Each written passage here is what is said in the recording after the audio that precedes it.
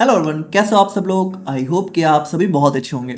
तो आज की वीडियो में हम लोग यहाँ पे बात करेंगे अपने बायो फार्मास्यूटिक्स की यूनिट नंबर 2 के बारे में, जिसमें हम लोग यहाँ पे इसकी यूनिट 2 को कंप्लीट कवर करेंगे। एंड देखिए, बायोटेक्नोलॉजी की यूनिट 1 अब यहाँ पे रेडी हो चुकी है।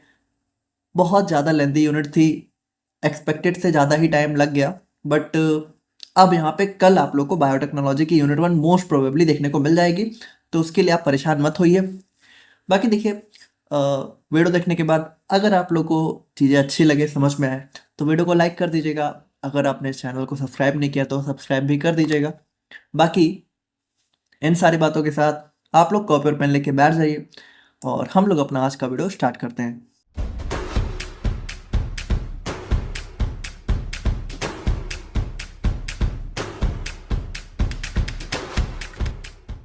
तो यहाँ पर देखिए, जो हमारी यूनिट 2 है इसमें हमारे दो मेजर टॉपिक होने वाले हैं। पहला हमारा एलिमिनेशन, दूसरा हमारा बायो अवेलेबिलिटी। तो सबसे पहले हम लोग यहाँ पे एलिमिनेशन को डिस्कस करते हैं। तो यहाँ पे देखिए, जो हमारा एलिमिनेशन है, तो एलिमिनेशन के अंदर हमारे मेनली जो है दो चीज़ें हमें देखने को मिलती है। देखिए, एलिमिनेशन का मतलब है हमारी ड्रग हमारे ड्रग का हमारी बॉडी से बाहर होना। तो देखिए, हमारी बॉडी से जब हमारी ड्रग बाहर जाती है तो उसके लिए दो चीज़ें चाहिए होती हैं। सबसे पहला चाहिए होता है मेटाबॉलिज्म, है ना। जो हमारी ड्रग है वो पहले बाहर जाने लायक बनाई जाती है, यानी कि एक्टिव फॉर्म से इनएक्टिव फॉर्म में कन्वर्ट करी जाती है। तो ये होता है हमारा मेटाबॉलिज्म। फिर दूसरा हमारा आता है नेक्स्ट हमारा एक्सक्रीशन। तो यहाँ पे देखिए, अगर हम लोग सिंपली थोड़ा सा देखें तो मेटाबॉलिज्म हमारा कहाँ होता है भाई, लिवर में होता है मेनली। इसको हम लोग यहाँ पे बायो ट्रांसफॉर्मेशन के नाम से भी जानते हैं। तो ये चीज़ आप लोग बहुत ध्यान रखिएगा कि मेटाबॉलिज्म को बायो ट्रांसफॉर्मेशन के नाम से भी जानते हैं, इस नाम से भी क्वेश्चन देखने को मिल सकता है। बाकी इस प्रोसेस में क्या होता है, हमारी एक्टिव ड्रग जो है एक्सक्रीटेबल फॉर्म में कन्वर्ट करी जाती है। और एक्सक्रीशन की बात करें तो ये हमारा मेनली किडनी में होता है और इससे हमारी ड्रग फाइनली जो है बॉडी से बाहर निकाल दी जाती है। तो इन दोनों को मिला के हम लोग बोलते हैं एलिमिनेशन। तो elimination is equal to metabolism plus excretion. तो यहाँ पे देखिए, सबसे पहले हम लोग यहाँ पे अपने मेटाबॉलिज्म को काफ़ी डिटेल में डिस्कस करते हैं। हमारे जो भी मेटाबॉलिक पाथवेज हैं, फेज 1 फेज 2 रिएक्शंस हैं, इन सबको हम लोग यहाँ पे डिस्कस करते हैं। उसके बाद हम लोग यहाँ पे बात करते हैं अपने रीनल एक्सक्रीशन ऑफ ड्रग्स के बारे में। तो देखिए भाई, हम लोगों ने देखा कि जो दवा हमारी साइट ऑफ एक्शन पे अपना एक्शन शो कर रही है, ठीक है। तो देखिए, अगेन हम लोग यहाँ पे ईज ऑफ स्टडी के लिए समझ लेते हैं कि साइट ऑफ एक्शन पे जाने के बाद क्या होता है इसका मेटाबॉलिज्म। बट एक्चुअल में मेटाबॉलिज्म क्या होता है, साथ साथ ही होता है और इसी फ्री ड्रग का हो रहा होता है। लेकिन आप लोग इतना समझ लीजिए कि हमारी दवा साइड ऑफ एक्शन पे गई और साइड ऑफ एक्शन पे क्या हुआ, अपना एक्शन शो करने के बाद भाई हमें उसे बॉडी से बाहर भी निकालना है, तो होगा उसका मेटाबॉलिज्म। तो मेटाबॉलिज्म कराने के लिए हमें करना क्या पड़ता है, हमारी दवा हम लोगों ने इतनी देर में क्या समझा, इतनी देर में हम लोगों ने ये समझा कि हमारी दवा होती है ज़्यादातर क्या होती है, लिपिड सॉल्युबल, है ना, तभी वो बायोलॉजिकल मेम्ब्रेन को क्रॉस कर पाएगी। लेकिन यहाँ पे मेन पॉइंट क्या आ जाता है कि अगर हमें इसी लिपिड सॉल्युबल ड्रग को अपनी बॉडी से एक्सक्रीट करना है, बाहर निकालना है, तो बाहर निकालने का जो सबसे मेजर रूट है वो है यूरिन। और यूरिन क्या होता है, यूरिन होता है वाटरी नेचर का। तो अगर यूरिन में हमें दवा को बाहर निकालना है तो भाई लिपिड सॉल्युबल ड्रग हमारी यूरिन के थ्रू बाहर निकल नहीं पाएगी। इसको हमें अगर यूरिन से बाहर निकालना है तो हमें इसे कन्वर्ट करना पड़ेगा हाइड्रोफिलिक फॉर्म में, यानी कि वाटर सॉल्युबल फॉर्म में। और इसी लिपिड सॉल्युबल ड्रग को वाटर सॉल्युबल ड्रग में कन्वर्ट करने की जो प्रोसेस होती है, यही होती है मेटाबॉलिज्म, बस और कुछ नहीं, ठीक है। तो देखिए, सबसे पहली बात, इसको हम लोग यहाँ पे बायो ट्रांसफॉर्मेशन के नाम से भी जानते हैं, क्योंकि इसमें देखिए क्या होता है, इसमें जो हमारी ड्रग है उसका नेचर यहाँ पे ट्रांसफॉर्म कर दिया जाता है, यानी यहाँ पे बायो ट्रांसफॉर्मेशन के नाम से भी हम लोग इसको जानते हैं।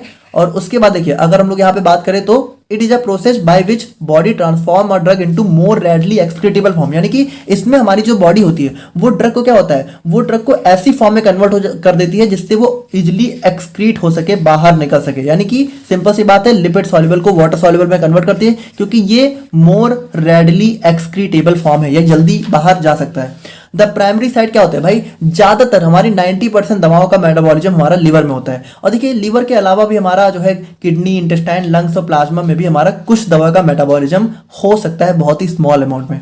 अब देखिए, metabolism usually involve enzymatic reactions in the liver that alter the chemical structure of a drug. अब देखिए भाई, किसी दवा को अगर हमें लिपिड सॉल्युबल से वाटर सॉल्युबल में कन्वर्ट कराना है तो हम लोग को क्या करना पड़ेगा, हम लोग को यहाँ पे उसके स्ट्रक्चर के साथ थोड़ी बहुत छेड़छाड़ करनी पड़ेगी, यानी कि जो उसका केमिकल स्ट्रक्चर होगा उसमें हमें कुछ यहाँ पे चेंजेस करने पड़ेंगे। देखिए, जस्ट एग्जांपल के लिए है, मान लीजिए अगर हमारा कोई केमिकल स्ट्रक्चर हमें इस टाइप का है, ठीक है, तो या तो हो सकता है कि अगर मान लीजिए कोई रिंग फॉर्म में तो हम लोग उसको स्ट्रेट चेन में कन्वर्ट कर दें, ठीक है। और मान लीजिए कोई हमारे स्ट्रेट चेन में तो हम लोग उसको रिंग फॉर्म में कन्वर्ट कर दें। या फिर मान लीजिए कोई ग्रुप है, ठीक है, मान लीजिए कोई हमारा ऐसा स्ट्रक्चर है तो हम लोग उसके ऊपर कुछ ग्रुप अटैच कर दें, यानी कि देखिए कुल मिला के हमें जो है इसका स्ट्रक्चर चेंज करना है ताकि वो यहाँ पे वाटर सॉल्युबल, और ऐसा चेंज करेंगे कि चेंज करने के बाद जो नया स्ट्रक्चर मिले वो वाटर सॉल्युबल हो, है ना। और इसमें देखिए ये काम करता कौन है, लिवर में भी ये काम कौन करता है, लिवर में भी ये काम हमारे एंजाइम्स करते हैं, यानी लिवर के अंदर हमारे कुछ एंजाइम्स होते हैं, यही हमारे ये सब काम करते हैं। देखिए these reactions makes the drug more water soluble and thus drug become easier to be eliminated from the body via urine और बाइल। यानी कि देखिए हमारी ड्रग क्या होता है भाई, मोर वाटर सॉल्युबल हो जाती है, जिसकी वजह से या तो ड्रग हमारी यूरिन से और या तो बाइल मतलब हमारा फीसेज के थ्रू, हमारे फीसेज के थ्रू भी ड्रग एक्सक्रीट हो सकती है बहुत ही स्मॉल अमाउंट में। पर अगेन देखिए जैसे 90% दवा हमारी मेटाबलाइज होती है लिवर में, उसी तरीके से 90% दवा हमारी एक्सक्रीट होती है यूरिन से, बस सिंपल सी बात है। और यहाँ पे देखिए अगेन अगर हम लोग सिंपली समझे तो मेटाबॉलिज्म ऑफ अ ड्रग क्या करता है, लिपिड सॉल्युबल को वाटर सॉल्युबल या फिर कह सकते हो अनआयोनाइज्ड को आयोनाइज्ड। हम लोगों ने अभी स्टार्टिंग में ही डिस्कस किया कि अनआयोनाइज्ड मतलब लिपिड सॉल्युबल, तो ये देखिए दोनों का मतलब सेम ही है, कुछ अलग अलग चीज नहीं है। या तो हम लोग बोल सकते हैं कि अनआयोनाइज्ड फॉर्म को आयोनाइज्ड फॉर्म में, तो लिपिड सॉल्युबल को वाटर सॉल्युबल में। और यहाँ पे देखिए भाई मेटाबॉलिज्म हमारा बहुत ही इंपॉर्टेंट है, ड्रग की ड्यूरेशन, उसकी इंटेंसिटी ऑफ एक्शन को डिफाइन और ओवरऑल सेफ्टी प्रोफाइल। देखिए भाई मेटाबॉलिज्म अगर हमारा ड्रग का स्लो हो रहा है, देखिए जितना स्लो मेटाबॉलिज्म होगा उतनी ज्यादा देर तक दवा हमारी बॉडी में रहेगी और उतना ज्यादा उसका ड्यूरेशन ऑफ एक्शन हमें देखने को मिलेगा। यानी अगर किसी ड्रग का मेटाबॉलिज्म स्लो है तो उसका ड्यूरेशन ऑफ एक्शन क्या होगा, लॉन्ग होगा। और यहाँ पे इंटेंसिटी, तो यहाँ पे देखिए अगेन ये भी हमारा वही चीज आ जाता है कि भाई जितनी कम ड्रग हमारी मेटाबॉलाइज होगी उतनी ज्यादा ड्रग हमारी ब्लड में रहेगी, और जितनी ज्यादा ब्लड हमारे ब्लड में रहेगी उतना ज्यादा उसका इंटेंसिटी ऑफ एक्शन होगा, इतना ज्यादा वो एक्शन शो कर पाएगी। और उसके बाद भाई देखिए सेफ्टी प्रोफाइल का मतलब है कि अगर हमारी दवा का मेटाबॉलिज्म ना हो तो दवा अगर ज्यादा टाइम तक हमारी बॉडी में रही तो वो क्या होगा भाई, वो हमारी बॉडी में साइड इफेक्ट शो कर सकती है, अलग अलग जो है कह सकते हो प्रॉब्लम हमें देखने को मिल सकती है। तो सभी चीजों में हमारा मेटाबॉलिज्म बहुत इंपॉर्टेंट रोल प्ले करता है। और अब देखिए अब यहाँ पे सबसे कंफ्यूजिंग चीज आप लोगों को देखने को मिलेगी कि जनरली क्या होता है, जनरली मेटाबॉलिज्म में हम लोग यही तो देख रहे हैं कि हम लोग लिपिड सॉल्युबल को क्या कर रहे हैं, लिपिड सॉल्युबल को वाटर सॉल्युबल में कन्वर्ट कर रहे हैं। तो देखिए लिपिड सॉल्युबल को वाटर सॉल्युबल में कन्वर्ट करने का मतलब है कि हम लोग कह सकते हो कि एक एक्टिव ड्रग को, ठीक है, मतलब कि देखिए लिपिड सॉल्युबल है तब तक वो क्या है, एक्टिव है यानी कि अपना एक्शन शो करती है, बायोलॉजिकल मेम्ब्रेन को क्रॉस कर सकती है। और अगर वाटर सॉल्युबल हो गई तो वो फिर वो किसी काम की नहीं रहेगी, है ना, कह सकते हो ज्यादातर उसका, तो वो हमारी इनएक्टिव हो जाएगी, है ना, इनएक्टिव हो जाएगी और बॉडी से बाहर निकल जाएगी।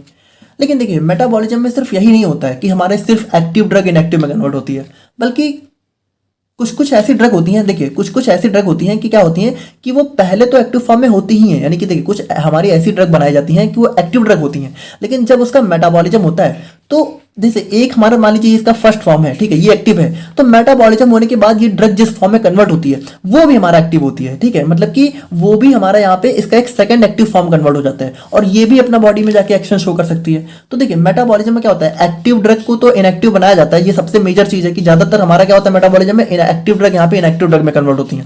लेकिन यहाँ पे मेटाबॉलिज्म हमारा कुछ ऐसी ड्रग भी होती हैं जो कि एक्टिव होती हैं और उनका जो मेटाबोलाइट, देखिए मेटाबॉलिज्म के बाद जो प्रोडक्ट हमें मिलता है उसको हम लोग बोलते हैं मेटाबोलाइट। क्या बोलते हैं, मेटाबोलाइट। तो मेटाबॉलिज्म में कुछ हमारे ऐसे ड्रग भी होते हैं कि उनका मेटाबोलाइट्स भी एक्टिव होते हैं, ठीक है। तो मेटाबॉलिज्म में एक्टिव ड्रग इनएक्टिव में भी कन्वर्ट हो सकती है, एक्टिव ड्रग अपनी दूसरी एक्टिव फॉर्म में भी कन्वर्ट हो सकती है। और सबसे इंपॉर्टेंट चीज कि हमारी कुछ दवा इस तरीके से डिजाइन करी जाती है जिसको हम लोग बोलते हैं प्रो ड्रग। तो ये प्रो ड्रग हमारी ऐसी ड्रग होती हैं जिनको इस तरीके से डिजाइन किया जाता है कि स्टार्टिंग में तो होती है इनएक्टिव, लेकिन जब इस प्रो ड्रग का हो जाता है मेटाबॉलिज्म, ठीक है, जब इस प्रो ड्रग का होता है मेटाबॉलिज्म तो ये कन्वर्ट हो जाती है एक्टिव फॉर्म में। यानी अब अगर हम लोग यहाँ पे कैलकुलेट करें तो मेटाबॉलिज्म हमारी तीन चीजें हो सकती हैं, एक्टिव ड्रग इनएक्टिव में भी कन्वर्ट हो सकती है, एक्टिव ड्रग हमारी एक्टिव मेटाबोलाइट में भी, देखिए मेटाबोलाइट आप लोग समझ लो, मेटाबॉलिज्म के बाद जो प्रोडक्ट मिला अब वो चाहे एक्टिव हो इनएक्टिव उसको हम लोग बोलते हैं मेटाबोलाइट है। और इनएक्टिव ड्रग यानी कि प्रो ड्रग यानी कि कुछ हमारी ऐसी प्रोडक्ट बनाई जाती हैं, ठीक है, तो वो हमारी क्या हो सकता है, वो भी हमारी यहाँ पे एक्टिव मेटाबोलाइट में कन्वर्ट हो सकती हैं। तो ये तीनों चीजें हमें मेटाबॉलिज्म में देखने को मिल सकती हैं, ठीक है, तो ये चीज आप लोग ध्यान रखिएगा। और बाकी देखिए बाकी अगर हम लोग यहाँ पे बात करें तो अब हम लोग यहाँ पे बात करते हैं अपने एक एंजाइम के बारे में जो कि होता है साइटोक्रोम P450, जो कि हमारे लगभग कह सकते हो मोस्ट यानी कि लगभग 33% यानी कि लगभग जो है कह सकते हो नियरली 33 से लेके 40% जो हमारी ड्रग्स होती हैं उनका मेटाबॉलिज्म हमारा यही एंजाइम करता है, ठीक है।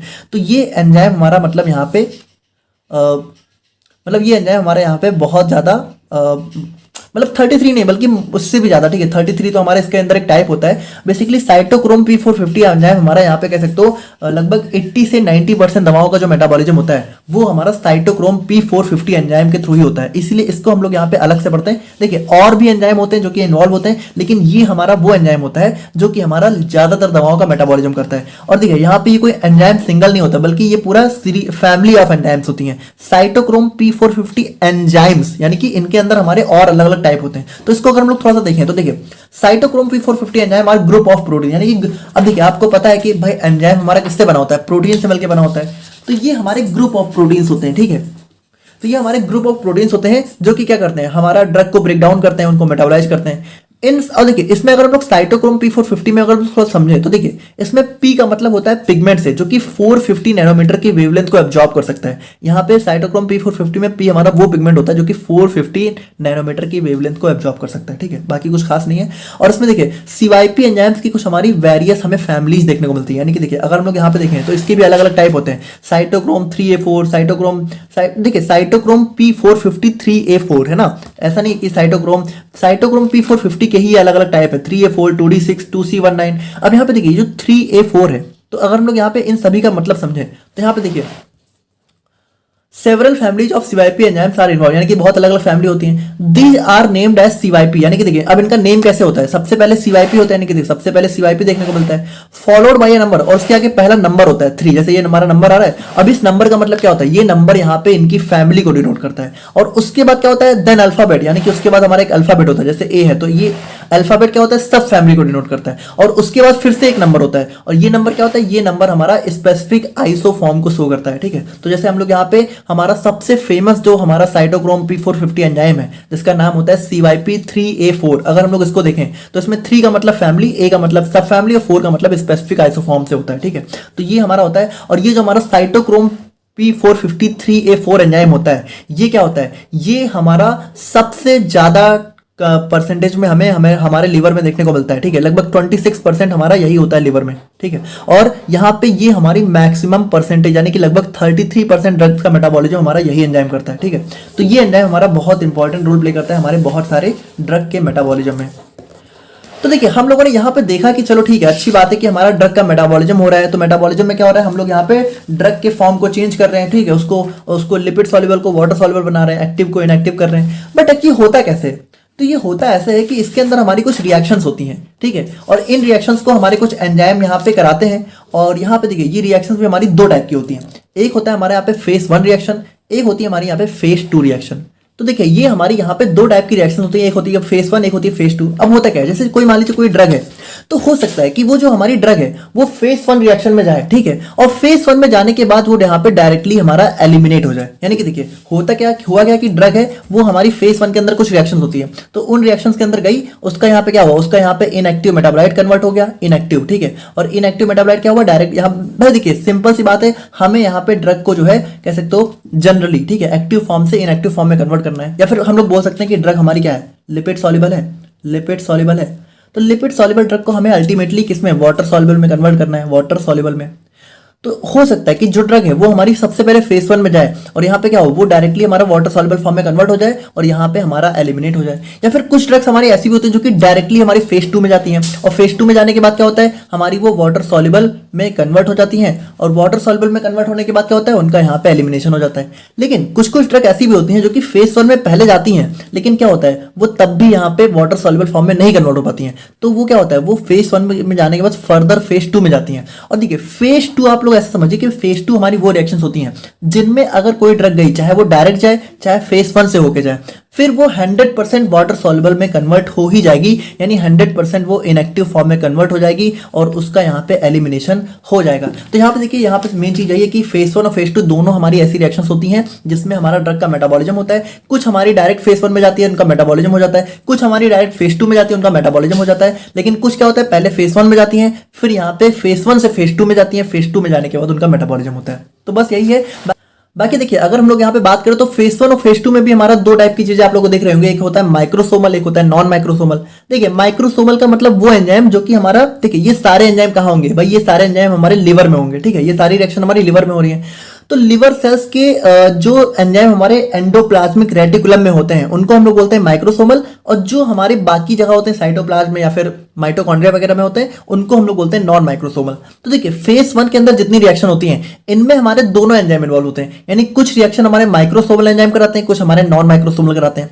लेकिन फेज 2 में क्या होता है, फेज 2 में देखिए होता है इसमें भी दोनों है, लेकिन इसमें क्या होता है जो हमारा सिर्फ एक रिएक्शन होती है जो कि माइक्रोसोमल एंजाइम के द्वारा होती है, और बाकी ये सारी जो रिएक्शन है ये सारी हमारी नॉन माइक्रोसोमल एंजाइम कराते हैं।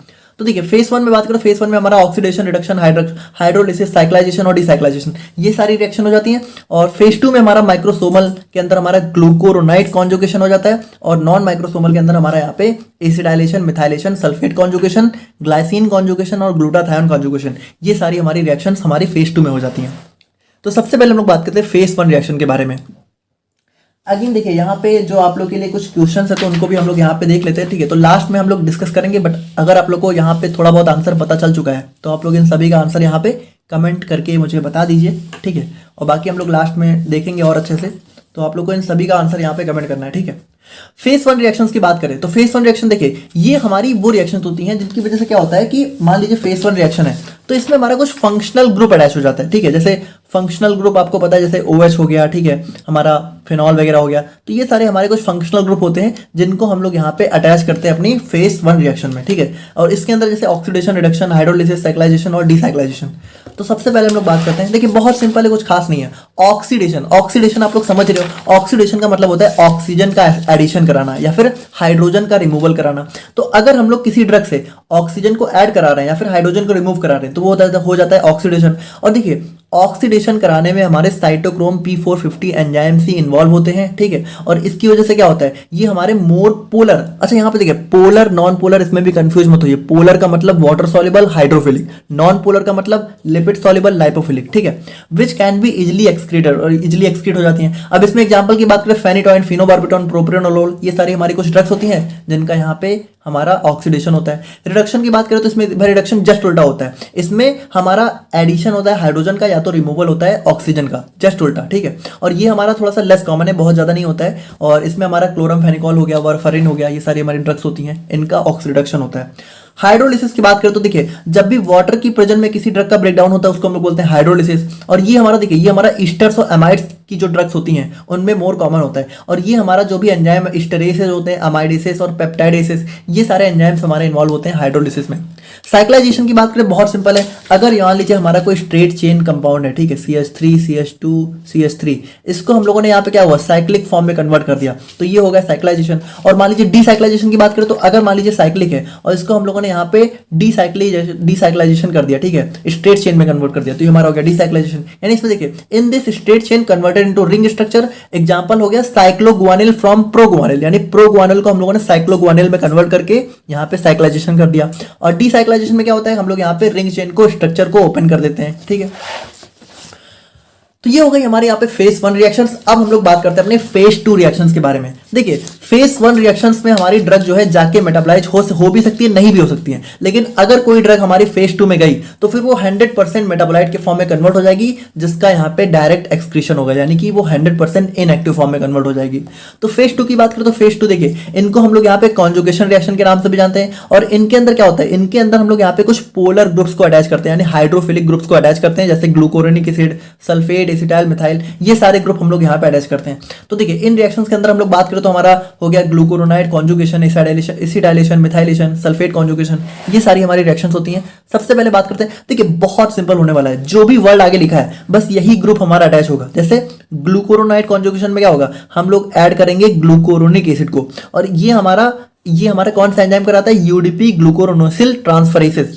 ये हमारे एंजाइम्स होते हैं, ग्रुप ऑफ एंजाइम्स होते हैं जो कि इन्वॉल्व होते हैं इस रिएक्शन में, ठीक है। और एग्जांपल की बात करें क्लोरमफेनिल, क्लोरमफेनिकॉल, एस्पिरिन, पैरासीटामोल, इन सब का हमारा कह सकते हो मेटाबॉलिज्म इन रिएक्शंस के थ्रू होता है। अच्छा देखिए, एक चीज आप लोग कंफ्यूज मत होइएगा, हो सकता है आप लोग को एक ही ड्रग बहुत सारे अलग अलग टाइप के रिएक्शंस में देखने को मिले, बट यहाँ पे देखिए एक ड्रग का जो है बहुत अलग अलग टाइप से भी मेटाबॉलिज्म हो सकता है, तो उसमें आप लोग कंफ्यूज मत होइएगा। एसिटाइलेशन की बात करें तो इसमें हम लोग एसिटाइल ग्रुप को अटैच करते हैं, और यहाँ पे ये एन एसिटाइल ट्रांसफरेसेज के द्वारा हमारा कराया जाता है, ये वाला एंजाइम होता है जो कि इन्वॉल्व होता है। और एग्जाम्पल की बात करें तो सल्फोनामाइड आइसोनायाजाइड, ठीक है। मिथाइलेशन में क्या होता है, मिथाइल ग्रुप अटैच करेंगे, मिथाइल ट्रांसफरेसेज हमारा एंजाइम इन्वॉल्व होता है। एग्जाम्पल हो गया मिथाइल डोपा, मर्केप्टोप्यूरिन। और उसके बाद सल्फेट कॉन्जुगेशन में हम लोग यहाँ पे सल्फेट ग्रुप को अटैच कराएंगे, और सल्फो ट्रांसफरेसेस हमारा एंजाइम इन्वॉल्व होते हैं। और क्लोरमफेनिकॉल, मिथाइल डोपा, ये हमारे ड्रग्स होते हैं जिनका सल्फेट कॉन्जुगेशन हो सकता है। ग्लाइसिन कॉन्जुगेशन में ग्लाइसिन को ऐड करेंगे, glycine N acetyl transferases enzyme involve होगा। और ग्लूटाथायोन कॉन्जुगेशन में ग्लूटाथायोन को ऐड कराएंगे, ग्लूटाथायोन एस ट्रांसफरेसेस इन्वॉल्व होगा, ठीक है। ये सारे हमारे एग्जाम्पल है, आप लोग देख लेना। और अब हम लोग यहाँ पे बात करते हैं अपने कुछ फैक्टर्स के बारे में जो कि ड्रग मेटाबॉलिज्म को अफेक्ट कर सकते हैं। तो यहाँ पे देखिए भाई, हमारा जो भी फैक्टर्स है उनको हम लोग यहाँ पे एक एक करके देखते हैं। एज देखिए क्या है, एज भाई सिंपल सी बात है कि जैसे जो न्यू बॉर्न बेबीज होते हैं उनका लिवर यहाँ पे फुली डेवलप नहीं होता है, तो उनका मेटाबॉलिज्म थोड़ा सा स्लो होता है। और जो एल्डर यानी कि काफी ज्यादा मतलब ओल्ड एज होते हैं, उनका भी लिवर यहाँ पे टाइम के साथ जो है लिवर फंक्शन जो है डिक्लाइन हो जाता है, काम करना बंद कर देता है, तो उनमें भी मेटाबॉलिज्म हमें स्लो देखने को मिलता है, ठीक है। जेनेटिक्स की बात करें तो कुछ कुछ लोग के जेनेटिक ही इतने स्ट्रांग होते हैं कि उनके अंदर हमारा मेटाबॉलिज्म फास्ट हो सकता है, या फिर कुछ कुछ लोग के काफी वीक होते हैं, थोड़ा स्लो हो सकता है। लिवर हेल्थ की बात करें भाई, सिंपल सी बात है, मेटाबॉलिज्म लिवर में हो रहा है, तो लिवर को अगर कोई प्रॉब्लम हुई तो मेटाबॉलिज्म यहाँ पे डिस्टर्ब हो जाएगा, ठीक है। तो लिवर अगर डैमेज है तो मेटाबॉलिज्म हमारा अच्छे से नहीं हो पाएगा। जेंडर की बात करें तो यहाँ पे देखिए भाई, यहाँ पे जेंडर नहीं है, बेसिकली ये हमारा ड्रग इंटरेक्शन है यार, यहाँ पे ये थोड़ा सा मिस्टेक हो गया है। देखिए यहाँ पे है ड्रग इंटरेक्शन, ठीक है। ड्रग इंटरेक्शन का मतलब है, इसको हम लोग अभी नोट्स में सही कर देंगे। ड्रग इंटरेक्शन का मतलब है कि जब भी हम लोग यहाँ पे दो दवा को साथ में लेते हैं, ठीक है, तो वहां पे क्या होता है कि या तो वो दवा जो है एक दवा का मेटाबॉलिज्म फास्ट कर देती है या तो स्लो कर सकती है, ठीक है। तो जब भी हम लोग दो दवा को साथ में लेते हैं, ठीक है, तो यहाँ पे मेटाबॉलिज्म फास्ट या स्लो दोनों हो सकता है, डिपेंड करता है हम लोगों ने कौन सी दवाओं को लिया है। और अगर हम लोग यहाँ पे डाइट एंड लाइफ स्टाइल की बात करें तो यहाँ पे देखिए, जैसे अगर हम लोग यहाँ पे कुछ जूसेस की बात, जैसे मान लीजिए ग्रेप फ्रूट जूस अगर आप लोगों ने लिया तो ये हमारा कुछ दवा का मेटाबॉलिज्म स्लो कर देता है। और जब मेटाबॉलिज्म स्लो हो जाएगा तो क्या होगा, हमारी दवा ब्लड में ज़्यादा देर तक रहेगी। और देखिए स्मोकिंग या अल्कोहल की बात करें तो ये हमारा मेटाबॉलिज्म को फास्ट कर देते हैं। इसकी वजह से क्या होगा भाई, देखिए सिंपल सी बात है, अगर हमारा एक चीज़ आप लोग पकड़ लीजिए, अगर हमारा मेटाबॉलिज्म, ठीक है, स्लो तो हमारा क्या होगा, ड्रग हमारा ज्यादा देर तक हमारी बॉडी में रहेगी, ब्लड में रहेगी, और ज्यादा ड्यूरेशन ऑफ एक्शन बढ़ जाएगा। और अगर हमारा मेटाबॉलिज्म यहीं पे फास्ट है तो ड्रग हमारी कम देर तक बॉडी में रहेगी और ड्यूरेशन ऑफ एक्शन क्या होगा, लो हो जाएगा, ठीक है। तो जस्ट उल्टा होता है। और जेंडर की बात करो तो यहाँ पे देखिए भाई, मैन एंड वुमेन में भी कुछ ड्रग्स का यहाँ पे डिफरेंट मेटाबॉलिज्म रेट होता है due to difference in their hormone. आप लोग को पता है मैन और वुमेन में हार्मोन्स यहाँ पे डिफरेंट होते हैं।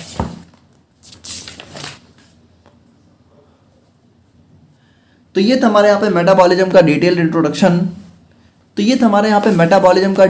इंट्रोडक्शन। बाकी अब हम लोग यहाँ पे बात करते हैं अपने एक्सक्रीशन के बारे में। तो यहाँ पे देखिए एक्सक्रीशन मतलब जो हमारी किडनी, जो हमारी दवा है वो फाइनली हमारी बॉडी से बाहर निकाली जाती है। अब यहाँ पे देखिए ये हमारा फाइनल स्टेप होता है, ठीक है, ड्रग एलिमिनेशन का हमारी बॉडी से।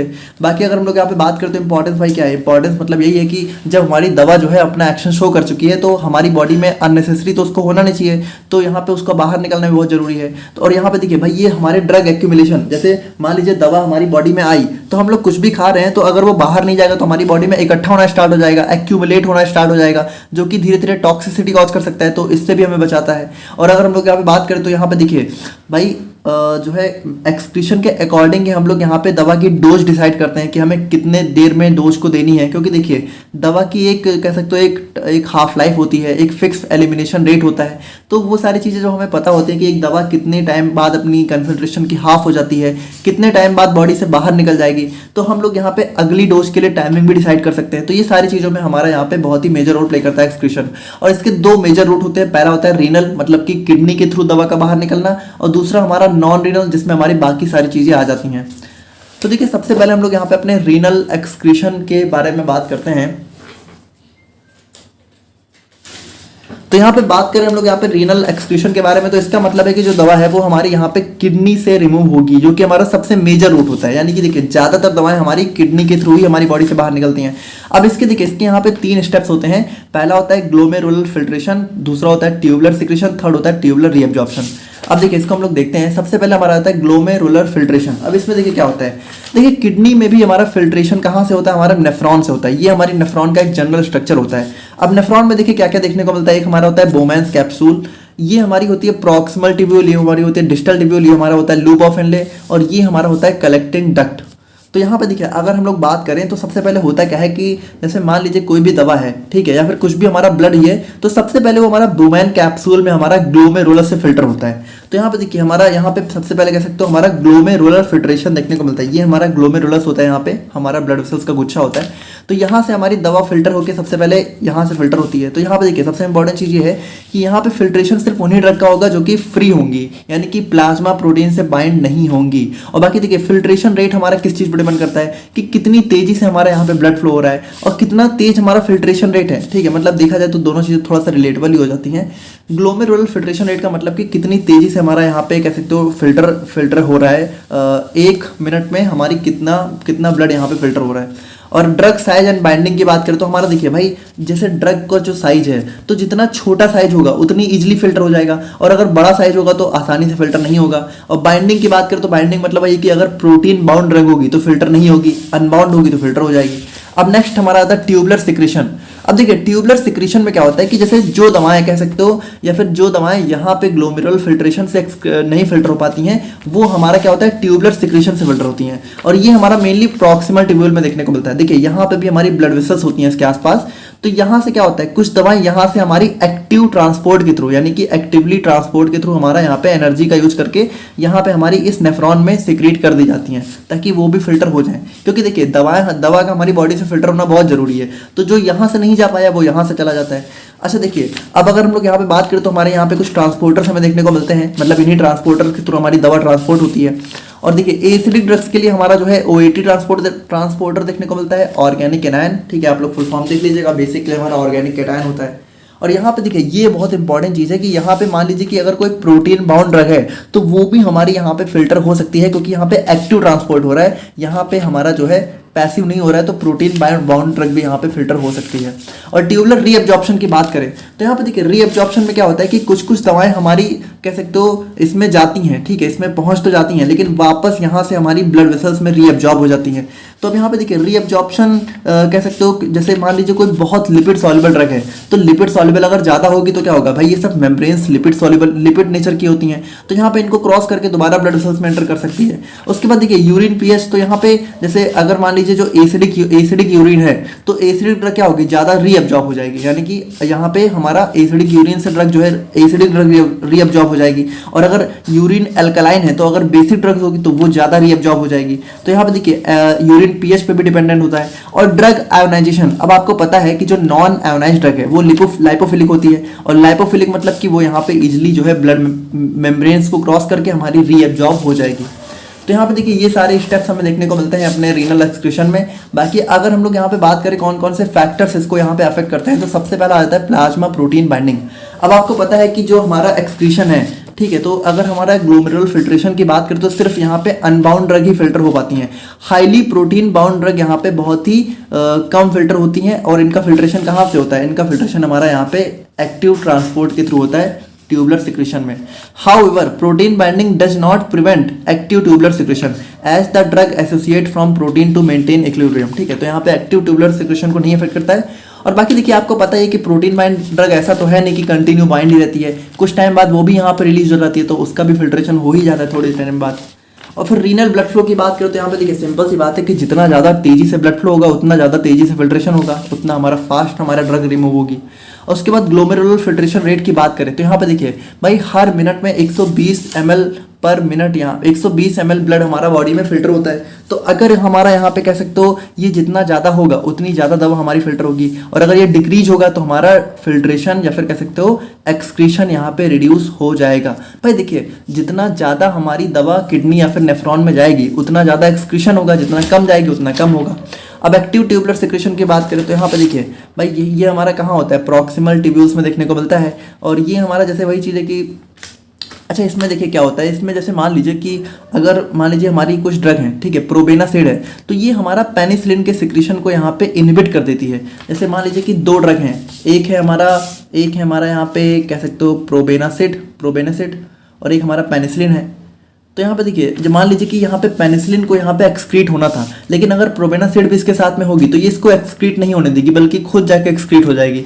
तो यहाँ पे जब ये एक्सक्रीट नहीं होगी तो इसका लेवल हमारी बॉडी में बढ़ेगा, है ना। तो यहाँ पे हमारा प्लाज्मा कंसंट्रेशन बढ़ सकता है। Ageing and renal impairment reduce active secretion capacity. और यहाँ पे देखिए भाई, एज के साथ साथ भी यहाँ पे अगर और रीनल इम्पेयरमेंट यानी कि किडनी डिजीज है तो वहाँ पे भी एक्सक्रीशन हमारा यहाँ पे कम हो जाता है। और ट्यूबुलर रीअब्जॉर्प्शन की बात करें तो यहाँ पे देखिए कुछ दवाएं क्या होता है हमारे यहाँ वापस से रीअब्जॉर्ब हो जाती हैं। अब यहाँ पे देखिए रीअब्जॉर्ब कौन कौन सी दवा हो सकती है, लिपिड सॉल्युबल, नॉन आयोनाइज्ड, है ना। और यूरिन पीएच अगर वीक एसिड है तो हमारा एसिडिक यूरिन में, मतलब वही सारी चीज़ें जो हम लोगों ने देखा। अब यहाँ पे देखिए रीअब्जॉर्प्शन अगर हमारा ज़्यादा हो गया, अगर हमारी ड्रग ज़्यादा से ज़्यादा वापस से ब्लड में पहुंचने लगी तो इसका मतलब क्या होगा, इसका मतलब हमारा एक्सक्रीशन रिड्यूस हो जाएगा, क्योंकि भाई देखिए, और हमारा ड्रग एक्शन बढ़ जाएगा। तो यहाँ पे देखिए रीअब्जॉर्प्शन कुछ दवाओं के लिए अच्छा है, कुछ के लिए नहीं अच्छा है। जैसे कुछ दवाएं ऐसी हैं जो कि रीअब्जॉर्ब हो जाएंगी तो वो वापस से अपना एक्शन शो करेंगी, तो हमारी बॉडी में ड्रग का एक्शन ज़्यादा लॉन्ग टाइम तक देखने को मिलेगा, ड्यूरेशन ऑफ एक्शन बढ़ जाएगा। लेकिन ड्यूरेशन ऑफ एक्शन बढ़ना हमेशा अच्छा नहीं होता है। कभी कभी तो चलिए कुछ दवाओं के लिए तो अच्छा होगा, लेकिन कुछ दवाएं ऐसी होती हैं जिनका ज़्यादा अगर लॉन्ग ड्यूरेशन ऑफ एक्शन देखने को मिला या फिर उनकी प्लाज्मा कंसंट्रेशन ज़्यादा लंबे समय तक बढ़ी रही तो वो हमें हार्म कर सकती हैं, तो उनके लिए हमारा ये बहुत अच्छा भी नहीं होता है। और फिर यूरिन पीएच की बात करें तो वही चीज़ है कि हमारा देखिए, जैसे मान लीजिए कि कुछ ऐसी ड्रग्स हैं, ठीक है, तो यहाँ पे देखिए यूरिन पीएच के साथ छेड़छाड़ करके हम इसको बढ़ा भी सकते हैं एक्सक्रीशन को। जैसे यहाँ पे बात करें तो जो हमारा कह सकते हो, देखिए अगर वीक एसिड हमारा वीक एसिड अगर हमारा एसिडिक यूरिन में है तब तो रीअब्जॉर्ब होगा, लेकिन अगर वही वीक एसिड ड्रग हमारा एल्कलाइन यूरिन में है तो वो यहाँ पे एक्सक्रीट ज़्यादा होगा। तो यहाँ पे देखिए, मान लीजिए कि कोई हमारी ऐसी ड्रग है जो कि हमारा कह सकते हो एक्सक्रीट अच्छे से नहीं हो रही है, तो वहाँ पे हम लोग जो है यूरिन के पीएच के साथ मैनिपुलेट यानी कि छेड़छाड़ करके हम लोग यहाँ पे उसका इनहेंस कर सकते हैं ड्रग एलिमिनेशन।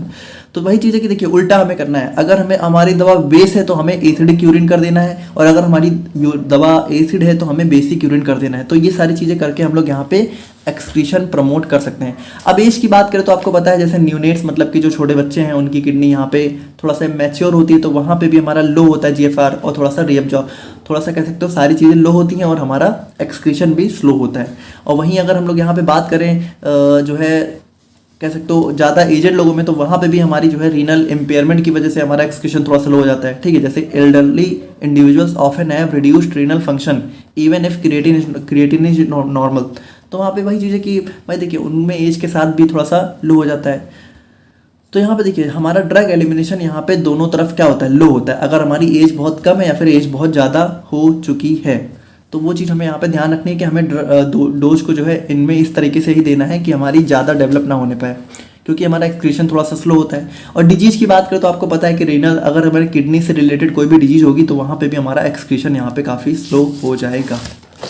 और फिर ड्रग इंट्रैक्शंस की बात करते हैं, यहाँ पे देखिए हम लोगों ने देखा कि कुछ ऐसी दवाएं होती हैं जो कि दूसरी दवा के एक्सक्रीशन को यहाँ पे रोक देती हैं। जैसे कि यहाँ पे प्रोबेनासिड है तो वो यहाँ पे जो है पेनिसिलिन के एब्जॉर्प्शन को यहाँ पे रिमूव कर थोड़ा सा कम कर देती है। तो यहाँ पे देखिए इस तरीके से कुछ दवाएं साथ में लेने पे भी हमारा जो है एक्सक्रीशन बढ़ सकता है फिर घट सकता है, ठीक है। और अगर हम लोग यहाँ पे फिजिको केमिकल प्रॉपर्टीज की बात करें तो यहाँ पे देखिए भाई जितना मॉलिकुलर साइज स्मॉल होगा, जितनी दवा लिपिड सॉल्युबल होगी, या फिर जितना जो है ड्रग जो है आयोनाइज होगी, तो आयोनाइज होगी तो लेस एब्जॉर्ब होगी, नॉन आयोनाइज होगी या फिर लिपिड सॉल्युबल होगी तो अच्छे से एब्जॉर्ब होगी। और यहाँ पे अगर हम लोग बात करें मॉलिकुलर साइज की, तो यहाँ पे हमारा जो है स्मॉल होगा तो यहाँ पे इजिली फिल्टर हो पाएगा। अब देखिए एक चीज़ यहाँ पे समझिए कि जब हमारी दवा, ठीक है, जब हमारी मेडिसिन यहाँ पे जो हमारी ड्रग है वो यहाँ पे हमारी यूरिन में जा चुकी है, तो जाने के बाद उसका जो है एसिडिक होना या फिर कह सकते हो मतलब जाने के बाद आप सिंपली समझिए कि उसका वाटर सॉल्युबल होना ज़्यादा हमारे लिए अच्छा है। अगर वो लिपिड सॉल्युबल होगी तो वो रीअब्जॉर्ब ज़्यादा होगी, और अगर वो वाटर सॉल्युबल होगी तो हमारा आपको पता है हमारा यूरिन तो वाटर सॉल्युबल होता है, तो वहाँ पे हमारा दवा अच्छे से एक्सक्रीट हो पाएगी। तो देखिए वही चीज़ लिखी हुई है कि आयोनाइज्ड मतलब कि वाटर सॉल्युबल, वो ज़्यादा अच्छे से एक्सक्रीट होगी और लेस रीअब्जॉर्ब होगी। और वहीं पर जो हमारी लाइपोफिलिक है यानी कि नॉन आयोनाइज्ड है वो ज़्यादा रीअब्जॉर्ब होगी और कम एक्सक्रीट होंगी। तो यहाँ पर हमारा जो है ये सारी चीज़ें देखने को मिलती हैं। तो ये थे हमारे यहाँ पे renal excretion and factors affecting renal excretion. Now अब हम लोग यहाँ पे बात करते हैं अपने non renal routes for drug excretion के बारे में। तो यहाँ पे देखिए जो हमारा नॉन रीनल रूट है, तो इसका मतलब कि हमारा किडनी के अलावा जब बाकी किसी जगह से, जैसे हमारा बैलरी, पुल्मोनरी, सलाइवरी, स्वेट, इन सबके थ्रू हमारा ड्रग एक्सक्रीट होता है, तो वहाँ पे नॉन रीनल हो जाता है। अब इसके अंदर सबसे पहला टाइप आ जाता है बाइलरी, यानी कि देखिए इसमें क्या होता है, इसमें जो हमारा ड्रग है वो हमारा बाइल जूस के थ्रू, लिवर से हमारा क्या होता है भाई, बाइल हमारा एट लास्ट में जो है कह सकते हो फीसेज के थ्रू एक्सक्रीट होता है। तो यहाँ पे बाइल हमारा कहाँ होता है, बाइल हमारा लिवर से जो है सिक्रीट होता है, इंटेस्टाइन में जाता है, इंटेस्टाइन से फीसेज में, और फिर फीसेज के थ्रू हमारा जो है रेक्टम से बाहर निकाल दिया जाता है। तो इस तरीके से कुछ ड्रग्स का हमारा बाइलरी एक्सक्रीशन भी देखने को मिलता है। अब पुल्मोनरी मतलब कि देखिए, पुल्मोनरी मतलब कि यहाँ पे हमारा जो है कह सकते हो लंग्स के थ्रू, यहाँ पे जब भी हम लोग यहाँ पे सांस जो है बाहर छोड़ते हैं, ठीक है, कार्बन मतलब हम लोग यहाँ पे जब इन एक्सहेल करते हैं, तो एक्सहेलेशन के थ्रू भी हमारी कुछ ड्रग्स यहाँ पे एक्सक्रीट हो जाती हैं, जैसे कि हमारा आइसोफ्लोरेन हो गया, नाइट्रस ऑक्साइड वगैरह हो गई। और फिर सलाइवरी एक्सक्रीशन की बात करते हैं, यहाँ पे देखिए जो हमारा सलाइवा के थ्रू हम लोग यहाँ पे ड्रग्स एक्सक्रीट करते हैं, तो हमारा सलाइवरी हो जाता है। और फिर स्वेट एंड सेबेशन, तो हमारी स्वेट वगैरह के थ्रू हमारी जब जो है कुछ ड्रग्स हमारी एक्सक्रीट होती हैं, तो हमारे स्वेट और सेबेशियस हो जाता है। और फिर ब्रेस्ट मिल्क, यानी कि देखिए जो फीमेल्स होती हैं, तो अगर वो ब्रेस्ट फीडिंग कर रही है, तो वहाँ पे कहीं कभी कभी उनके ब्रेस्ट मिल्क के थ्रू भी कुछ ड्रग्स यहाँ पे एक्सक्रीट होती है। बट वहाँ पे हमें ये ध्यान देना होता है कि कोई ऐसी ड्रग ना एक्सक्रीट हो जो कि यहाँ पे जो बेबी है, क्योंकि वही यहाँ पे उस ब्रेस्ट मिल्क को कंज्यूम कर रहा होता है, तो उसके अंदर वो ड्रग्स जा सकती हैं। तो वहाँ पे हमें ध्यान रखना है कि कोई ऐसी दवा फीमेल्स ना खाए जो कि यहाँ पे उसका, जिसका यहाँ पे ब्रेस्ट मिल्क के थ्रू एक्सक्रीशन हो रहा हो। और फिर नेक्स्ट हमारा गैस्ट्रो इंटेस्टाइनल ट्रैक्ट हो जाता है। तो यहाँ पे भी देखिए हमारा क्या होता है कि कुछ कुछ दवाएं हमारी डायरेक्टली यहाँ पे हमारे फीसेज के थ्रू कह सकते हो इंटेस्टाइनल ल्यूमन में जाके फीसेज के थ्रू एक्सक्रीट कर दी जाती हैं। अब ये हमारी जो है जनरली यहाँ पे अनएब्जॉर्ब ड्रग्स होती हैं, और इनका यहाँ पे कह सकते हो जो है बाइलरी या फिर जो है डायरेक्ट एक्सक्रीशन देखने को मिल जाता है, जैसे कि हमारा वैंकोमाइसिन हो गया, नियोमाइसिन वगैरह हो गई। तो ये सारे हमारे यहाँ पे non renal routes of drug excretion हो जाते हैं। तो ये हो जाता है हमारे यहाँ पे complete excretion of drugs. Now अब हम लोग यहाँ पे बात करते हैं अपने यहाँ पे नेक्स्ट टॉपिक के बारे में, जो कि हमारा हो जाता है बायो अवेलेबिलिटी। अब यहाँ पे देखिए अगर हम लोग बात करें बायो अवेलेबिलिटी के बारे में, तो यहाँ पे देखिए बायो अवेलेबिलिटी को आप सभी लोगों ने जो है सुन ही रखा है। बायो अवेलेबिलिटी मतलब यहाँ पे क्या है कि हमारे कितनी ड्रग, ठीक है, कितनी ड्रग जो है हमारी कह सकते हो फ्रैक्शन ऑफ ड्रग जो है हमारा जितना हमारे ब्लड में पहुंचता है, वही हमारी होती है बायो अवेलेबिलिटी, है ना। और आपको पता है कि हमारा आईवी रूट से बायो अवेलेबिलिटी 100% होती है। अब देखिए थोड़ी सी यहाँ पे डेफिनेशन जो है थोड़ी सी यहाँ पे बायो फार्मास्यूटिक्स में थोड़ी डिफरेंट होती है बायो अवेलेबिलिटी की, बाकी मतलब वही होता है। जैसे कि यहाँ पे देखें, यहाँ पे हम लोग जानते हैं कि बायो अवेलेबिलिटी हमारा क्या होता है कि कितना फ्रैक्शन हमारा ड्रग का जो है सिस्टमिक सर्कुलेशन में पहुंचा। लेकिन देखिए बायो फार्मास्यूटिक्स में क्या होता है, बायो फार्मास्यूटिक्स में हम लोग थोड़ा सा जो है इसको जो है डोजेज फॉर्म और रूट ऑफ एडमिनिस्ट्रेशन से रिलेट करते हैं। तो इसमें देखिए इसमें हमारा क्या होता है, इसमें हम लोग बायो अवेलेबिलिटी को डिफाइन करते हैं rate and extent to which the above active ingredient is absorbed from a drug product and become available at site of action or in systemic circulation। देखिए इसमें हम लोग बायो अवेलेबिलिटी को ऐसे बताते हैं कि किस रेट से और कितने अमाउंट में, ठीक है, कितने रेट से और कितने एक्सटेंट में। एक्सटेंट मतलब कह सकते हो अमाउंट, और रेट मतलब कह सकते हो कितनी फास्ट, कितनी स्पीड से हमारी दवा जो है कह सकते हो एब्जॉर्ब हो रही है। और एब्जॉर्ब होने के बाद हमारी यहाँ पे ब्लड स्ट्रीम यानी कि हमारा सिस्टमिक सर्कुलेशन और साइट ऑफ एक्शन यानी कि जहाँ पे उसको यहाँ पे अपना इफेक्ट शो करना है। तो कितने रेट और कितने एक्सटेंट में हमारी दवा ब्लड में पहुंच रही है, उसके बाद यहाँ पे अपना साइट ऑफ एक्शन पे अपना एक्शन शो कर रही है, तो उस चीज़ को हम लोग यहाँ पे बायो अवेलेबिलिटी से डिफाइन करते हैं। बाकी देखिए कोर मीनिंग वही है भाई, जितनी ज़्यादा दवा ब्लड में पहुंचेगी उतना ज़्यादा यहाँ पे वो साइट ऑफ एक्शन पे जाएगी, है ना, उतना ज़्यादा यहाँ पे उसका इफेक्ट देखने को मिलेगा। तो ओवरऑल मीनिंग वही है, बट यहाँ पे थोड़ा सा हम लोग रेट और एक्सटेंट भी यहाँ पे जोड़ देते हैं, तो हमारा यहाँ पे एक्स्ट्रा चीज़ें देखने को मिल जाती हैं। बाकी अगर की एस्पेक्ट्स की बात करें तो यहाँ पे देखिए भाई ये हमारा मेजर करता है कि ड्रग कितनी फास्ट एब्जॉर्ब होगा, कितनी अच्छे से एब्जॉर्ब हो रहा है। और फर्स्ट पास मेटाबॉलिज्म, आपको पता है कि जब भी हम लोग ओरल रूट से दवा लेते हैं तो कुछ दवा हमारी पहले ही मेटाबोलाइज हो जाती है, तो उसकी बायो अवेलेबिलिटी हमेशा यहाँ पे कम देखने को मिलती है। और यहाँ पे इसको हम लोग परसेंटेज में एक्सप्रेस करते हैं। आईवी रूट से बायो अवेलेबिलिटी हमेशा जो है लगभग जो है 100% देखने को मिलती है।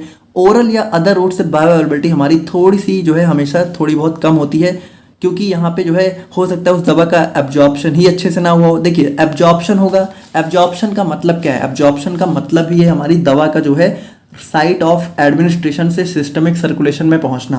तो एब्जॉर्प्शन अच्छा होगा तभी बायो अवेलेबिलिटी अच्छी होगी।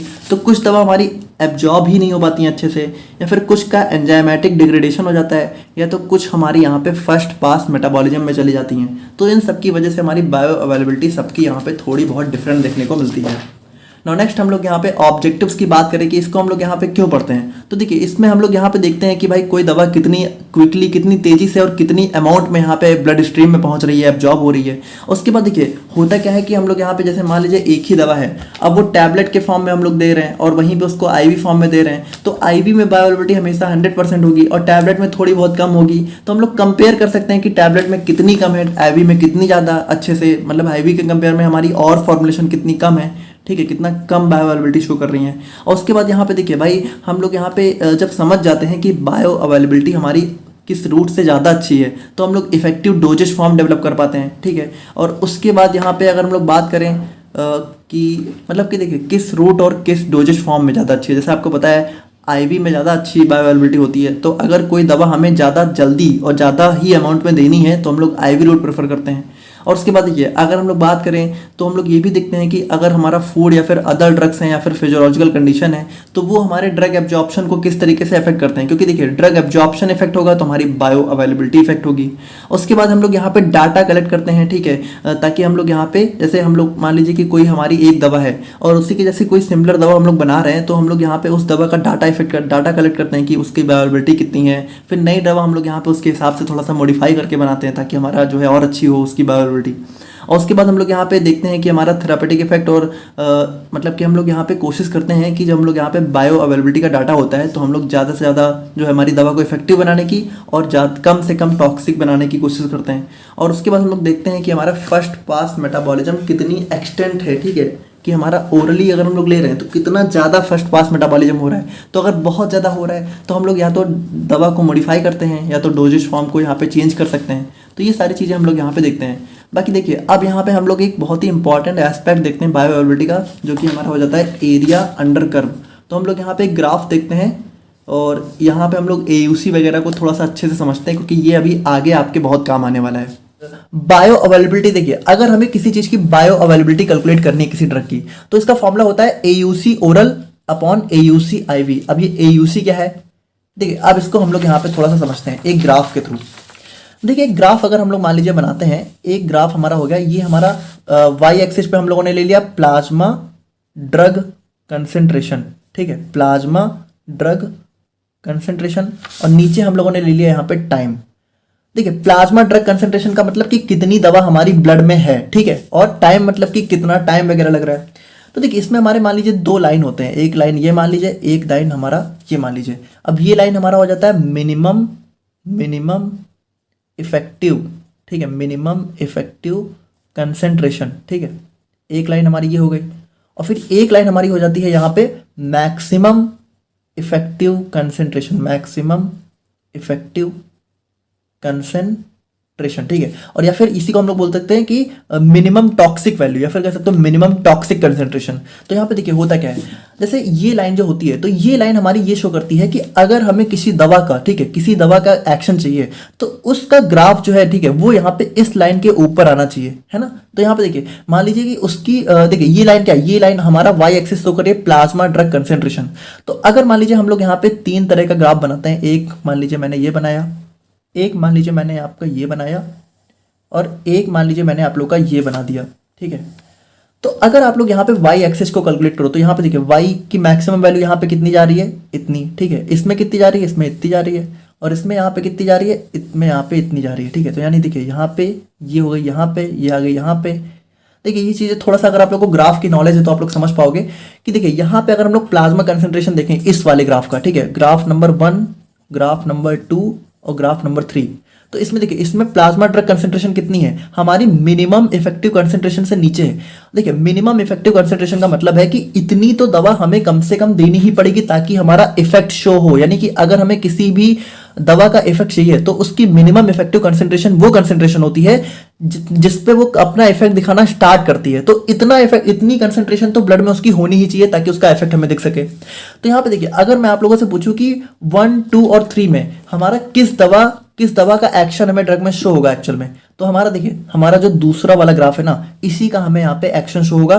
क्योंकि देखिए इसकी कंसेंट्रेशन कितनी है, इसकी हमारे मिनिमम से ऊपर है। और यहाँ पे देखिए एक और है मैक्सिमम इफेक्टिव कंसेंट्रेशन। ये क्या होता है, देखिए ये हमारी वो कंसेंट्रेशन होती है जिसमें हमारा मैक्सिमम इफेक्ट शो हो जाता है, और इसके ऊपर अगर हमारा गया, ठीक है, इसी को हम लोग एक और नाम से जानते हैं मिनिमम मिनिमम टॉक्सिक कंसेंट्रेशन, ठीक है, मिनिमम टॉक्सिक कंसेंट्रेशन, यानी इसके ऊपर अगर कोई दवा चली गई तो यहाँ पे इसके ऊपर होता है टॉक्सिक लेवल, यानी अगर कोई दवा हमारी इसके यानी किसी दवा का कंसेंट्रेशन समझिए, अगर कोई दवा हमारी ब्लड में इस लेवल से ज्यादा पहुंच गई, इस ग्राफ का देखिए, इसका नाम क्या है, प्लाज्मा ड्रग कंसेंट्रेशन, यानी जो हमारा ब्लड प्लाज्मा है उसमें अगर हमारी ड्रग की कंसेंट्रेशन इस वाले लाइन के ऊपर पहुंच गई तो इसका मतलब फिर वो हमारी बॉडी में टॉक्सिक इफेक्ट शो करने लगेगी, ठीक है।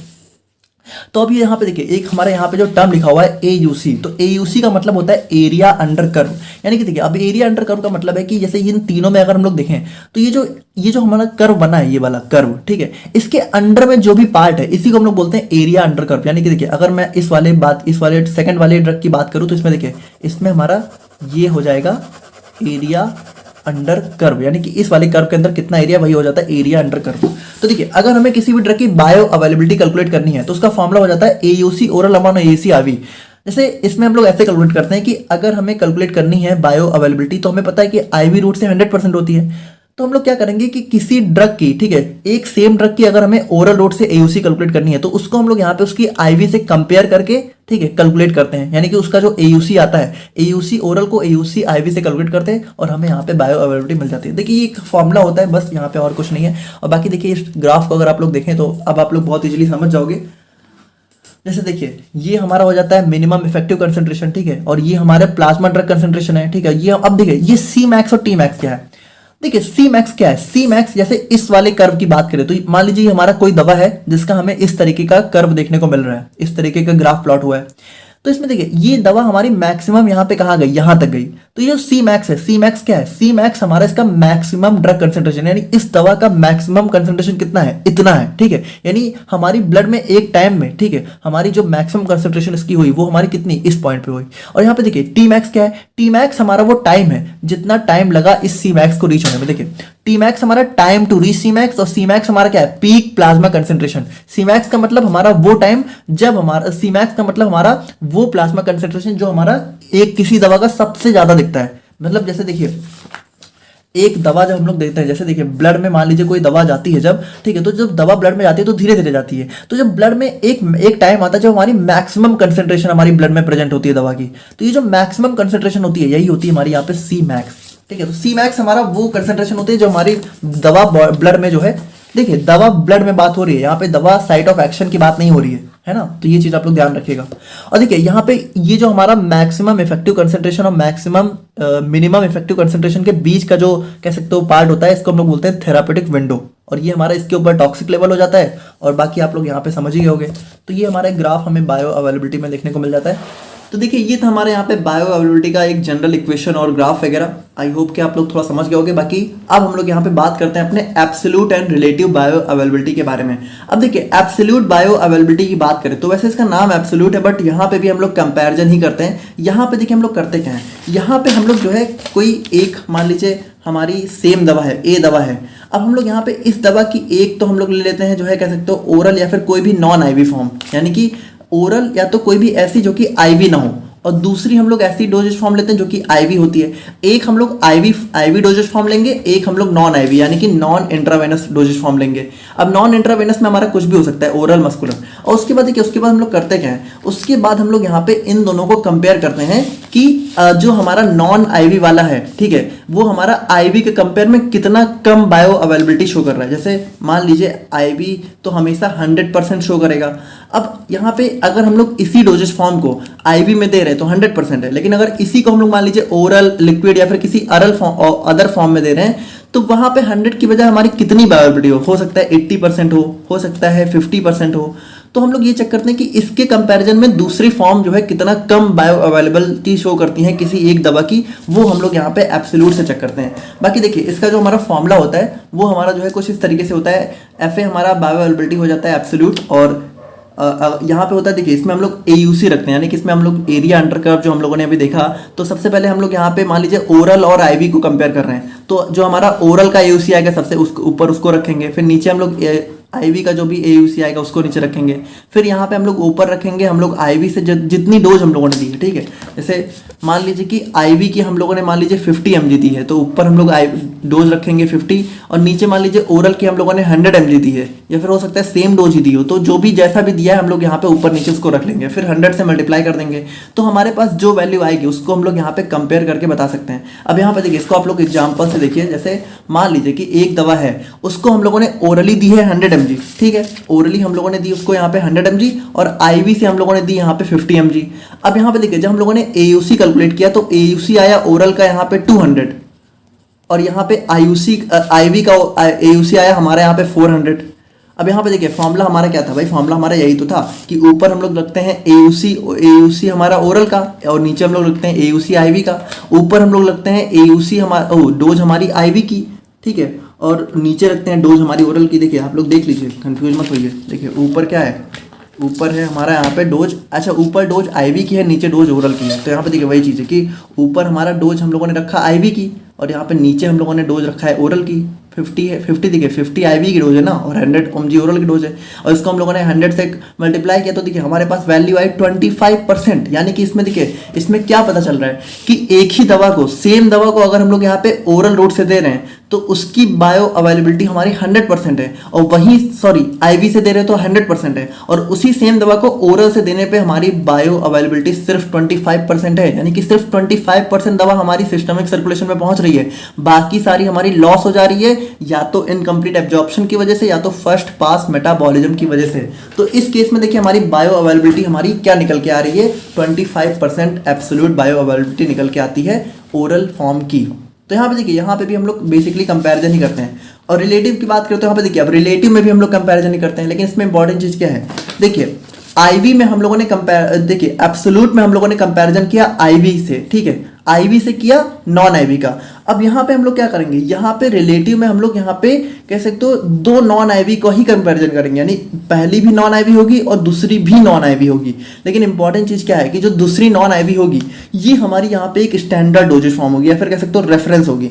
यानी कि इसमें देखिए नॉन आईवी यहाँ पे क्या हो सकता है, नॉन आईवी हमारा लिक्विड डोजेज फॉर्म हो सकता है, या फिर कोई ऐसी, देखिए इसमें हम लोग देखिए रिलेटिव बायो अवेलेबिलिटी भी हमारा जो है एक हिसाब से कंपैरिजन करने के लिए ही बना होता है, और इसका भी यूज हम लोग एब्सोल्यूट बायो अवेलेबिलिटी की तरह ही करते हैं। लेकिन रिलेटिव का यूज हम लोग सिर्फ तब करते हैं जब हमारा किसी दवा की आईवी फॉर्म जनरली नहीं अवेलेबल होती है। देखिए अगर हमारी मान लीजिए कोई दवा है, उसका आईवी भी अवेलेबल है, ओरल या फिर नॉन आईवी भी अवेलेबल है, तब तो हम लोग एब्सोल्यूट बायो अवेलेबिलिटी का ही यूज करते हैं। लेकिन अगर मान लीजिए कोई दवा है, उसका आईवी फॉर्म अवेलेबल ही नहीं है, तब हम लोग यहाँ पे उसकी जो सबसे सुटेबल डोजेज फॉर्म होती है उसको यहाँ पे स्टैंडर्ड की तरह लेते हैं, और उसकी जो बाकी डोजेज फॉर्म होती है उसको जो है टेस्ट की तरह लेते हैं, और टेस्ट को स्टैंडर्ड से कंपेयर करके बायो अवेलेबिलिटी का पता लगाते हैं। तो यहाँ पे देखिए relative bioavailability compares the bioavailability of drug from one formulation to another non IV formulation, या फिर एक रूट ऑफ एडमिनिस्ट्रेशन को दूसरे रूट ऑफ एडमिनिस्ट्रेशन से। अब एक हमारा टेस्ट होता है, एक हमारा रेफरेंस होता है ऑफ सेम ड्रग, और ड्रग हमारी सेम ही होगी।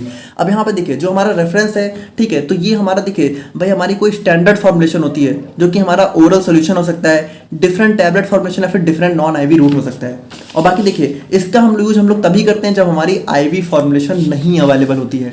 और सिग्निफिकेंस की बात करें तो इसमें हम लोग यहाँ पे कह सकते हो बायो इक्विवेलेंस का कैलकुलेशन करते हैं। देखिए बायो इक्विवेलेंस का मतलब क्या होता है, बायो इक्विवेलेंस का मतलब है कि देखिए जब हमारी मान लीजिए कि कोई एक दवा है और दो, मान लीजिए दो अलग अलग दवाएं हैं, यहाँ पे दो सेम दवा नहीं है, यहाँ पे डोजेज फॉर्म की बात नहीं हो रही, बल्कि ए दूसरी दवा है और दूसरी, और मतलब ये मान लीजिए ए है, ये मान लीजिए बी है, तो ए एक दूसरी दवा है, बी दूसरी दवा है।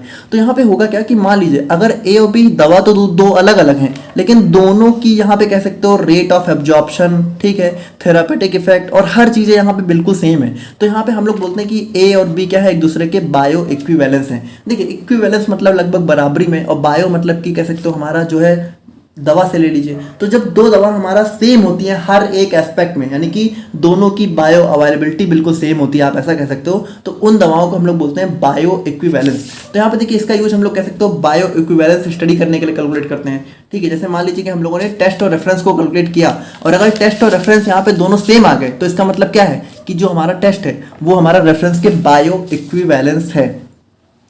तो यहाँ पे एग्जांपल के लिए मान लीजिए कि हम लोग यहाँ पे किसी जेनरिक दवा को अपने ब्रांडेड दवा से कंपेयर करते हैं। तो मान लीजिए कि यहाँ पे हम लोगों ने कह सकते हो जेनरिक दवा की जो डोज है वो 100 mg ली, और रेफरेंस दवा की डोज भी यहाँ पे 100 mg ली, और जो जेनरिक दवा का AUC वो 220 है और रेफरेंस वाले का हमारा 200 है। तो यहाँ पे देखिए जब इन सबको हम लोग फॉर्मूले में रखेंगे तो हमारी वैल्यू कितनी निकल के आएगी, 110%। यानी कि यहाँ पे देखिए यहाँ पे क्या निकल के आ रहा है, यहाँ पे ये निकल के आ रहा है कि जो हमारी जेनरिक दवा है वो 110% जो है ज़्यादा बेटर है, मतलब कह सकते हो कि वो 10% ज़्यादा बेटर है हमारे कह सकते हो ब्रांडेड से, है ना। तो it delivers slightly more drug to the bloodstream. तो यहाँ पे इसका मतलब ये हो जाता है कि ये हमारा ज़्यादा बेटर काम कर रही है। अब अगर मान लीजिए 90% आता कम आता, तो इसका मतलब कि अगर हमारी कह सकते हो स्टैंडर्ड वाली 100% है तो वो इसके 90% है। यहाँ पे देखिए स्टैंडर्ड हम लोग यहाँ पे 100% मान के चलते हैं, और जितना आता है उससे हम लोग यहाँ पे प्लस माइनस करते हैं। अगर 110 आ रहा है इसका मतलब 10% बेटर है, 90 आ रहा है मतलब 10% कम बेटर है। तो ये चीज़ आप लोग यहाँ पे समझ सकते हो। बाकी देखिए अब अगर हम लोग बात करें अपने मेजरमेंट ऑफ बायो अवेलेबिलिटी के बारे में, तो देखिए मेजरमेंट ऑफ बायो अवेलेबिलिटी मतलब क्या है कि हम लोग यहाँ पे ये देखते हैं कि हमारी कोई दवा कितना ज़्यादा हमारी ब्लड स्ट्रीम में पहुँच रही है। तो अब इसके मेजरमेंट के हमारे दो तरीके हो सकते हैं, एक हो सकता है फार्माकोकाइनेटिक, दूसरा हो सकता है फार्माकोडायनेमिक। तो देखिए फार्माकोकाइनेटिक हमारा सबसे रिलेटेबल मेथड होता है, और इसमें भी हमारे दो मेथड होते हैं, दो अलग अलग टाइप होते हैं। एक होता है प्लाज्मा ड्रग कंसंट्रेशन, एक होता है यूरिनरी ड्रग एक्सक्रीशन। अब इन दोनों में भी सबसे बेटर हमारा ये होता है, यानी ओवरऑल अगर हम लोग देखें तो सबसे बेस्ट तरीका होता है प्लाज्मा ड्रग कंसंट्रेशन मेथड, और यही हमारे एग्जाम में सबसे ज्यादा पूछा होता है। और इसको हम लोग यहाँ पे ब्लड मतलब कह सकते हो ब्लड मेथड भी बोलते हैं, ठीक है। इसमें हम लोग यहाँ पे प्लाज्मा ड्रग कंसंट्रेशन मतलब क्या है कि हम लोग यहाँ पे ब्लड में जो है ड्रग का अमाउंट मेजर कर रहे हैं। तो अब देखिए प्लाज्मा ड्रग कंसंट्रेशन हमारा सबसे ज़्यादा मोस्ट रिलायबल और वाइडली यूज्ड मेथड होता है, और अगर हमारी सारी चीज़ें अवेलेबल है तो हम लोग यहाँ पे इसी का ही यूज करते हैं। अब इसमें देखिए इसमें हम लोग करते क्या हैं, इसमें हम लोग यहाँ पे ये देखते हैं कि हम लोग यहाँ पे कह सकते हो जब हमारी दवा एब्जॉर्ब हो चुकी होती है, एब्जॉर्ब होने का मतलब क्या है कि वो हमारी ब्लड में पहुँच चुकी है। तो ब्लड में पहुँचने के बाद हम लोग यहाँ पे कह सकते हो एक फिक्स टाइम इंटरवल पे ब्लड सैंपल कलेक्ट करते हैं, ब्लड सैंपल लेते हैं, और इस ब्लड सैंपल में हम लोग यहाँ पे अपनी ड्रग के अमाउंट को चेक करते हैं। अब यहाँ पे देखिए अगर यहाँ पे एक कह सकते हो एक फिक्स रेफरेंस अमाउंट होता है, अगर वहाँ से हमारी दवा मैच कर जाती है तो इसका मतलब हमें पता चल जाता है कि हमारी दवा जो है अच्छे से ब्लड में पहुँच रही है और वो अपनी बायो अवेलेबिलिटी अच्छे से शो कर रही है। भाई देखिए सिंपल सी बात है, जितनी ज़्यादा हमारी कंसंट्रेशन हमें देखने को मिलेगी प्लाज्मा ड्रग की, इसका मतलब क्या है वो दवा उतनी ज़्यादा बायो अवेलेबल है। तो यहाँ पे देखिए इसमें प्रोसीजर की बात करें तो सबसे पहले हम लोग यहाँ पे दवा को लेते हैं, उसके बाद यहाँ पे ब्लड सैंपल को कलेक्ट करते हैं, और उसके बाद यहाँ पे प्लाज्मा को सेपरेट करते हैं, और उसमें हम लोग यहाँ पे ड्रग कंसंट्रेशन का पता लगाते हैं। और उसके बाद देखिए उसके बाद हम लोग यहाँ पे प्लाज्मा कंसंट्रेशन और टाइम का ग्राफ यहाँ पे प्लॉट करते हैं। अब यही सेम ही ग्राफ है जो हम लोगों ने अभी देखा। अब इसमें देखिए Cmax मतलब कि वो टाइम जब हमारी प्लाज्मा में हमारा ब्लड का अमाउंट मैक्सिमम था, Tmax मतलब कि वो टाइम जो Cmax जिसमें हमारा Cmax देखने को मिला, और बाकी हमारा AUC मतलब कि हमारा सिंपल वही सारी चीज़ें जो हम लोगों ने भी देखी। अब अगर हम लोग यहाँ पे की फार्माकोकाइनेटिक पैरामीटर्स की बात करें तो यहाँ पे देखिए वही चीज़ है। Cmax मतलब क्या होता है, Cmax मतलब यहाँ पे Cmax होता है हमारे यहाँ पे मैक्सिमम, ठीक है, सॉरी मिनिमम नहीं मैक्सिमम होता है यहाँ पे, मैक्सिमम प्लाज्मा ड्रग कंसंट्रेशन, और ये हमारा इंडिकेट करता है रेट ऑफ एब्जॉर्प्शन। यानी कि देखिए जितना ज़्यादा Cmax होगा उतना ज़्यादा कह सकते हो हमारा यहाँ पे एक्सटेंट ऑफ एब्जॉर्प्शन देखने को मिलेगा। बाकी देखिए जो हमारा Tmax है, तो Tmax का मतलब कि कितने टाइम में हमारा Cmax पहुंच रहा है, हम लोगों ने ऑलरेडी देख लिया सारी चीज़ें। AUC हमारा बताता है कि कितना हमारा ड्रग का एक्सपोजर टाइम है टोटल, तो वो सारी चीज़ें हमारे यहाँ पे हो जाती हैं। बाकी अगर हम लोग यहाँ पे यूजेस की बात करें तो इसमें हम लोग यहाँ पे कंपेयर करते हैं दो डिफरेंट फॉर्मुलेशन को, टेस्ट और रेफरेंस को, और यहाँ पे बायो इक्विवेलेंस को स्टडी कर सकते हैं, और हम लोग यहाँ पे डोजेस फॉर्म को यहाँ पे ऑप्टिमाइज कर सकते हैं। बाकी अगर हम लोग यहाँ पे बात करें इसके अंदर सेकंड टाइप की, देखिए हम लोग देख रहे हैं फार्माकोकाइनेटिक मेथड, और इसके अंदर सेकंड टाइप है यूरिनरी ड्रग एक्सक्रीशन। अच्छा देखिए यहाँ पे यूरिनरी ड्रग एक्सक्रीशन का मतलब क्या है, आपको पता है कि भाई कोई दवा हमारी ADME परफॉर्म करती है, तो देखिए ADME में लास्ट होता है एक्सक्रीशन और फर्स्ट होता है एब्जॉर्प्शन। अब देखिए सिंपल सी बात है कि कोई दवा जब एब्जॉर्ब होगी, ठीक है, तभी तो वो यहाँ पे एक्सक्रीट होगी। और एक्सक्रीट मतलब देखिए जरूर मतलब यहाँ पे कहने का मतलब ये नहीं कि कोई दवा एब्जॉर्ब होगी तभी एक्सक्रीट होगी। जैसे कुछ दवाएं हमारी एब्जॉर्ब नहीं हो पाती हैं तो वो हमारा डायरेक्टली फीसेज के थ्रू एक्सक्रीट कर दी जाती हैं। लेकिन अगर कोई दवा हमारी यूरिन में एक्सक्रीट हो रही है, अगर कोई दवा हमारी यूरिन में एक्सक्रीट हो रही है, इसका मतलब कि वो एब्जॉर्ब जरूर हुई होगी। तो यहाँ पे देखिए अगर कोई दवा एब्जॉर्ब हुई होगी और यूरिन के थ्रू एक्सक्रीट हो रही है, इसका मतलब कि वो यहाँ पे ब्लड में भी गई होगी। तो अगर मान लीजिए हम लोग सिर्फ ये भी पता कर लें कि यूरिन में हमारी कितनी दवा एक्सक्रीट हो रही है, तो भी हम लोग पता लगा सकते हैं कि हमारी ब्लड में कितनी दवा पहुंची होगी, कितनी बायो अवेलेबिलिटी उसकी रही होगी, कितनी दवा एब्जॉर्ब हुई होगी, क्योंकि एब्जॉर्ब हुई होगी तभी तो यूरिनरी एक्सक्रीशन देखने को मिलेगा। लेकिन अब देखिए इसमें लिमिटेशन क्या है, इसमें लिमिटेशन यही है कि सबसे पहली बात दवा का हमारा सिर्फ यूरिनरी एक्सक्रीशन ही होना चाहिए। अब हम लोगों ने नॉन रीनल रूट भी देखे हैं, लेकिन यहाँ पे सिर्फ रीनल एक्सक्रीशन ही होना चाहिए दवा का, तभी हम लोग इस मेथड का यूज करेंगे। और दूसरा कि दवा हमारी कम से कम यहाँ पे जो है कह सकते हो मेटाबलाइज होनी चाहिए, यानी कि जो दवा है वो अगर अनचेंज्ड फॉर्म में ही रिमूव हो रही है तो हमारा ज़्यादा यूजफुल होता है ये वाला मेथड। तो यहाँ पे देखिए अब इसमें क्या है कि प्रिंसिपल इसका ये होता है कि ओनली एब्जॉर्ब ड्रग हमारी ब्लड स्ट्रीम में जाके और फिल्टर होती है। तो अगर हम लोग जो है कह सकते हो जो भी यूरिन में जो भी हमारा अनचेंज ड्रग एक्सक्रीट हो रहा है उसके अमाउंट को पता कर लें, तो हम लोग यहाँ पे ये भी पता कर लेंगे कि कितना एक्सटेंट में ड्रग का एब्जॉर्प्शन हुआ था। अब प्रोसीजर में हम लोग क्या करेंगे भाई, दवा को हम लोग लेंगे, फिर हम यूरिन सैंपल्स को कलेक्ट करेंगे, उसके बाद यहाँ पे चेंज हम लोग पता लगाएंगे कितने उसमें अनचेंज ड्रग कंटेंट है, और यहाँ पे हम लोग एक प्लॉट फॉर्म करेंगे रेट ऑफ यूरिनरी एक्सक्रीशन और यहाँ पे मिड पॉइंट टाइम। अच्छा देखिए मिड पॉइंट टाइम का यहाँ पे मतलब है कि जैसे मान लीजिए हम लोगों ने 6 सैंपल कलेक्ट किए, तो 6 सैंपल मान लीजिए हम लोगों ने अलग अलग टाइम पे कलेक्ट किए होंगे, तो उनका जो एक मीन टाइम होगा, बीच का टाइम होगा मीन, उसको हम लोग यहाँ पे लेते हैं।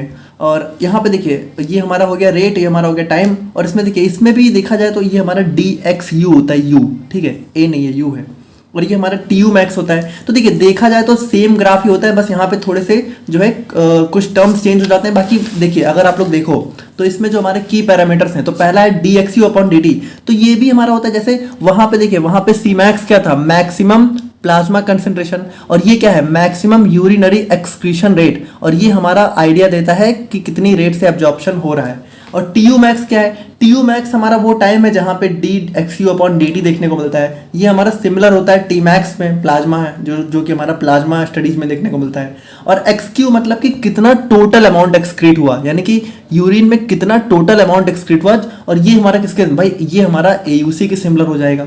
तो यही सारे हमारे सिमिलर से हो जाते हैं। और कंडीशन देखिए इसमें कंडीशन क्या है कि सबसे पहली बात कि दवा हमारी यूरिन में ही एक्सक्रीट होनी चाहिए, और दूसरी बात कि यहाँ पे जो है कह सकते हो अन जो है ज़्यादा चेंज नहीं होनी चाहिए, ठीक है, और सफिशिएंट क्वांटिटी में होनी चाहिए ताकि हम लोग यहाँ पे डाटा कलेक्ट कर सकें।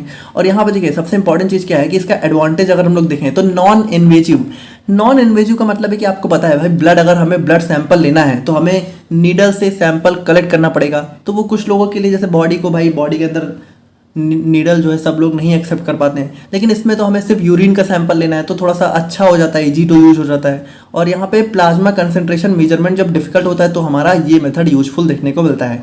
बाकी देखिए ये हमारा उन ड्रग्स के लिए नहीं यूज किया जा सकता जो कि बहुत ज़्यादा मेटाबलाइज होती हैं, यूरिन में एक्सक्रीट ही नहीं होती हैं या फिर बहुत ही कम एक्सक्रीट होती हैं, तो उन दवाओं में हम लोग इस मेथड का यूज नहीं कर सकते हैं। बाकी देखिए नेक्स्ट हमारा मेथड आ जाता है फार्माकोडायनेमिक। अच्छा देखिए अब एक बात बताइए, कोई दवा जब एब्जॉर्ब होती है तो वो ब्लड में जाती है, और ब्लड में जाके फिर क्या होता है, डिस्ट्रीब्यूट होती है। डिस्ट्रीब्यूट होने का मतलब कि वो अपने साइट ऑफ एक्शन पे जाती है और अपना एक्शन शो करती है। अब एक बात बताइए कि अगर कोई दवा साइट ऑफ एक्शन पे जा रही है इसका मतलब कि वो अपना एक्शन शो करेगी। अच्छा कोई दवा अगर अपना ज़्यादा से ज़्यादा या जल्दी से जल्दी एक्शन शो कर रही है, इसका मतलब क्या है, इसका मतलब वो बहुत जल्दी एब्जॉर्ब हो रही है, उसका रेट ऑफ एब्जॉर्प्शन बहुत अच्छा है। और अगर वो ज़्यादा अच्छे से एक्शन शो कर रही है इसका मतलब कि उसका एक्सटेंट और रेट दोनों अच्छा है। एक्सटेंट मतलब कितना अमाउंट में एब्जॉर्ब हो रही है, और रेट मतलब कि कितना तेजी से हो रही है, और यही तो है बायो अवेलेबिलिटी की definition, rate and extent of absorption. तो यहाँ पे देखिए भाई जितना तेजी और जितना ज़्यादा अमाउंट में एब्जॉर्ब होगी उतना ज़्यादा ब्लड में पहुंचेगी, जितना ज़्यादा ब्लड में पहुंचेगी उतना ज़्यादा साइट ऑफ एक्शन पे जाएगी, उतना ज़्यादा हमें अच्छा रिस्पॉन्स देखने को मिलेगा। तो अगर हम लोग ये भी पता कर ले कि हमारी जो दवा है वो रिस्पॉन्स कितना अच्छा दे रही है ना, फार्माकोडायनेमिक यानी कि ड्रग का जो रिस्पॉन्स है वो अगर हम लोग यहाँ पे पता कर ले तो भी हम लोग थोड़ा बहुत आइडिया लगा सकते हैं कि हमारा ड्रग का जो है बायो अवेलेबिलिटी कितनी है। ज्यादा अच्छा रिस्पांस मतलब ज्यादा अच्छी बायो अवेलेबिलिटी।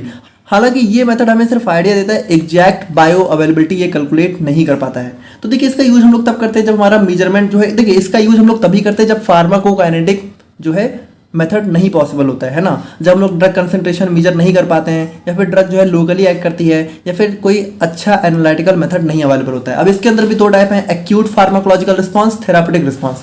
देखिए एक्यूट मतलब कि जो इंस्टेंट रिस्पॉन्स हमें देखने को मिलता है। जैसे देखिए इसमें मान लीजिए आप लोगों ने कोई दवा ली और जैसे मान लीजिए कि आप लोगों ने कोई एंटी हाइपरटेंसिव ड्रग ली, यानी कि एंटी हाइपरटेंसिव मतलब जो ब्लड प्रेशर को कम करे। तो अगर लेने के तुरंत बाद आप लोगों ने ब्लड प्रेशर मेजर किया और वो कम हो गया तो इसका मतलब हमारी दवा अच्छे से वर्क कर रही है और वो ज़्यादा अच्छे से बायोअवेलेबल है। यानी कि देखिए इसमें हम लोग यहाँ पे एक आइडिया ही लेते हैं, है ना। और उसके बाद प्यूपिल डायलेशन आफ्टर आई ड्रॉप। तो जैसे मान लीजिए कि भाई हमारा प्यूपिल बहुत ज़्यादा कॉन्स्ट्रिक्ट हो रखा है, हम लोगों ने आई ड्रॉप लिया और अगर वो डायलेट हो गया तुरंत तो इसका मतलब ज़्यादा अच्छे से काम कर रहा है, ज़्यादा अच्छा बायो अवेलेबल है। और मसल कॉन्ट्रैक्शन की बात करें तो हमारा भाई जैसे अगर मान लीजिए कि हम लोगों ने कोई कॉन्ट्रैक्शन वाली दवा दी और वहाँ पे हो गया तो तुरंत हम लोग पता लगा लेंगे। मतलब सिंपल सी बात है, जिस रिस्पॉन्स के लिए आप लोग दवा ले रहे हो अगर वो तुरंत देखने को मिल रहा है तो वो हमारा ज़्यादा अच्छा बायो अवेलेबिलिटी शो करता है। और थेरापेटिक रिस्पॉन्स में हम लोग थोड़ा सा लॉन्ग टर्म देखते हैं। जैसे मान लीजिए कि आप लोगों ने कोई दर्द दूर करने वाली दवा ली और थोड़े टाइम बाद आपका दर्द सही हो गया तो इसका मतलब वो भी अच्छे से काम कर रही है। मान लीजिए कि सीजर्स मतलब जो झटके आते हैं मिर्गी के दौरे वगैरह, तो उसमें मान लीजिए आप लोगों ने उसकी दवा ली और वो आने बंद हो गए तो इसका मतलब ये भी अच्छे से काम कर रही है, इसकी बायो अवेलेबिलिटी भी अच्छी है।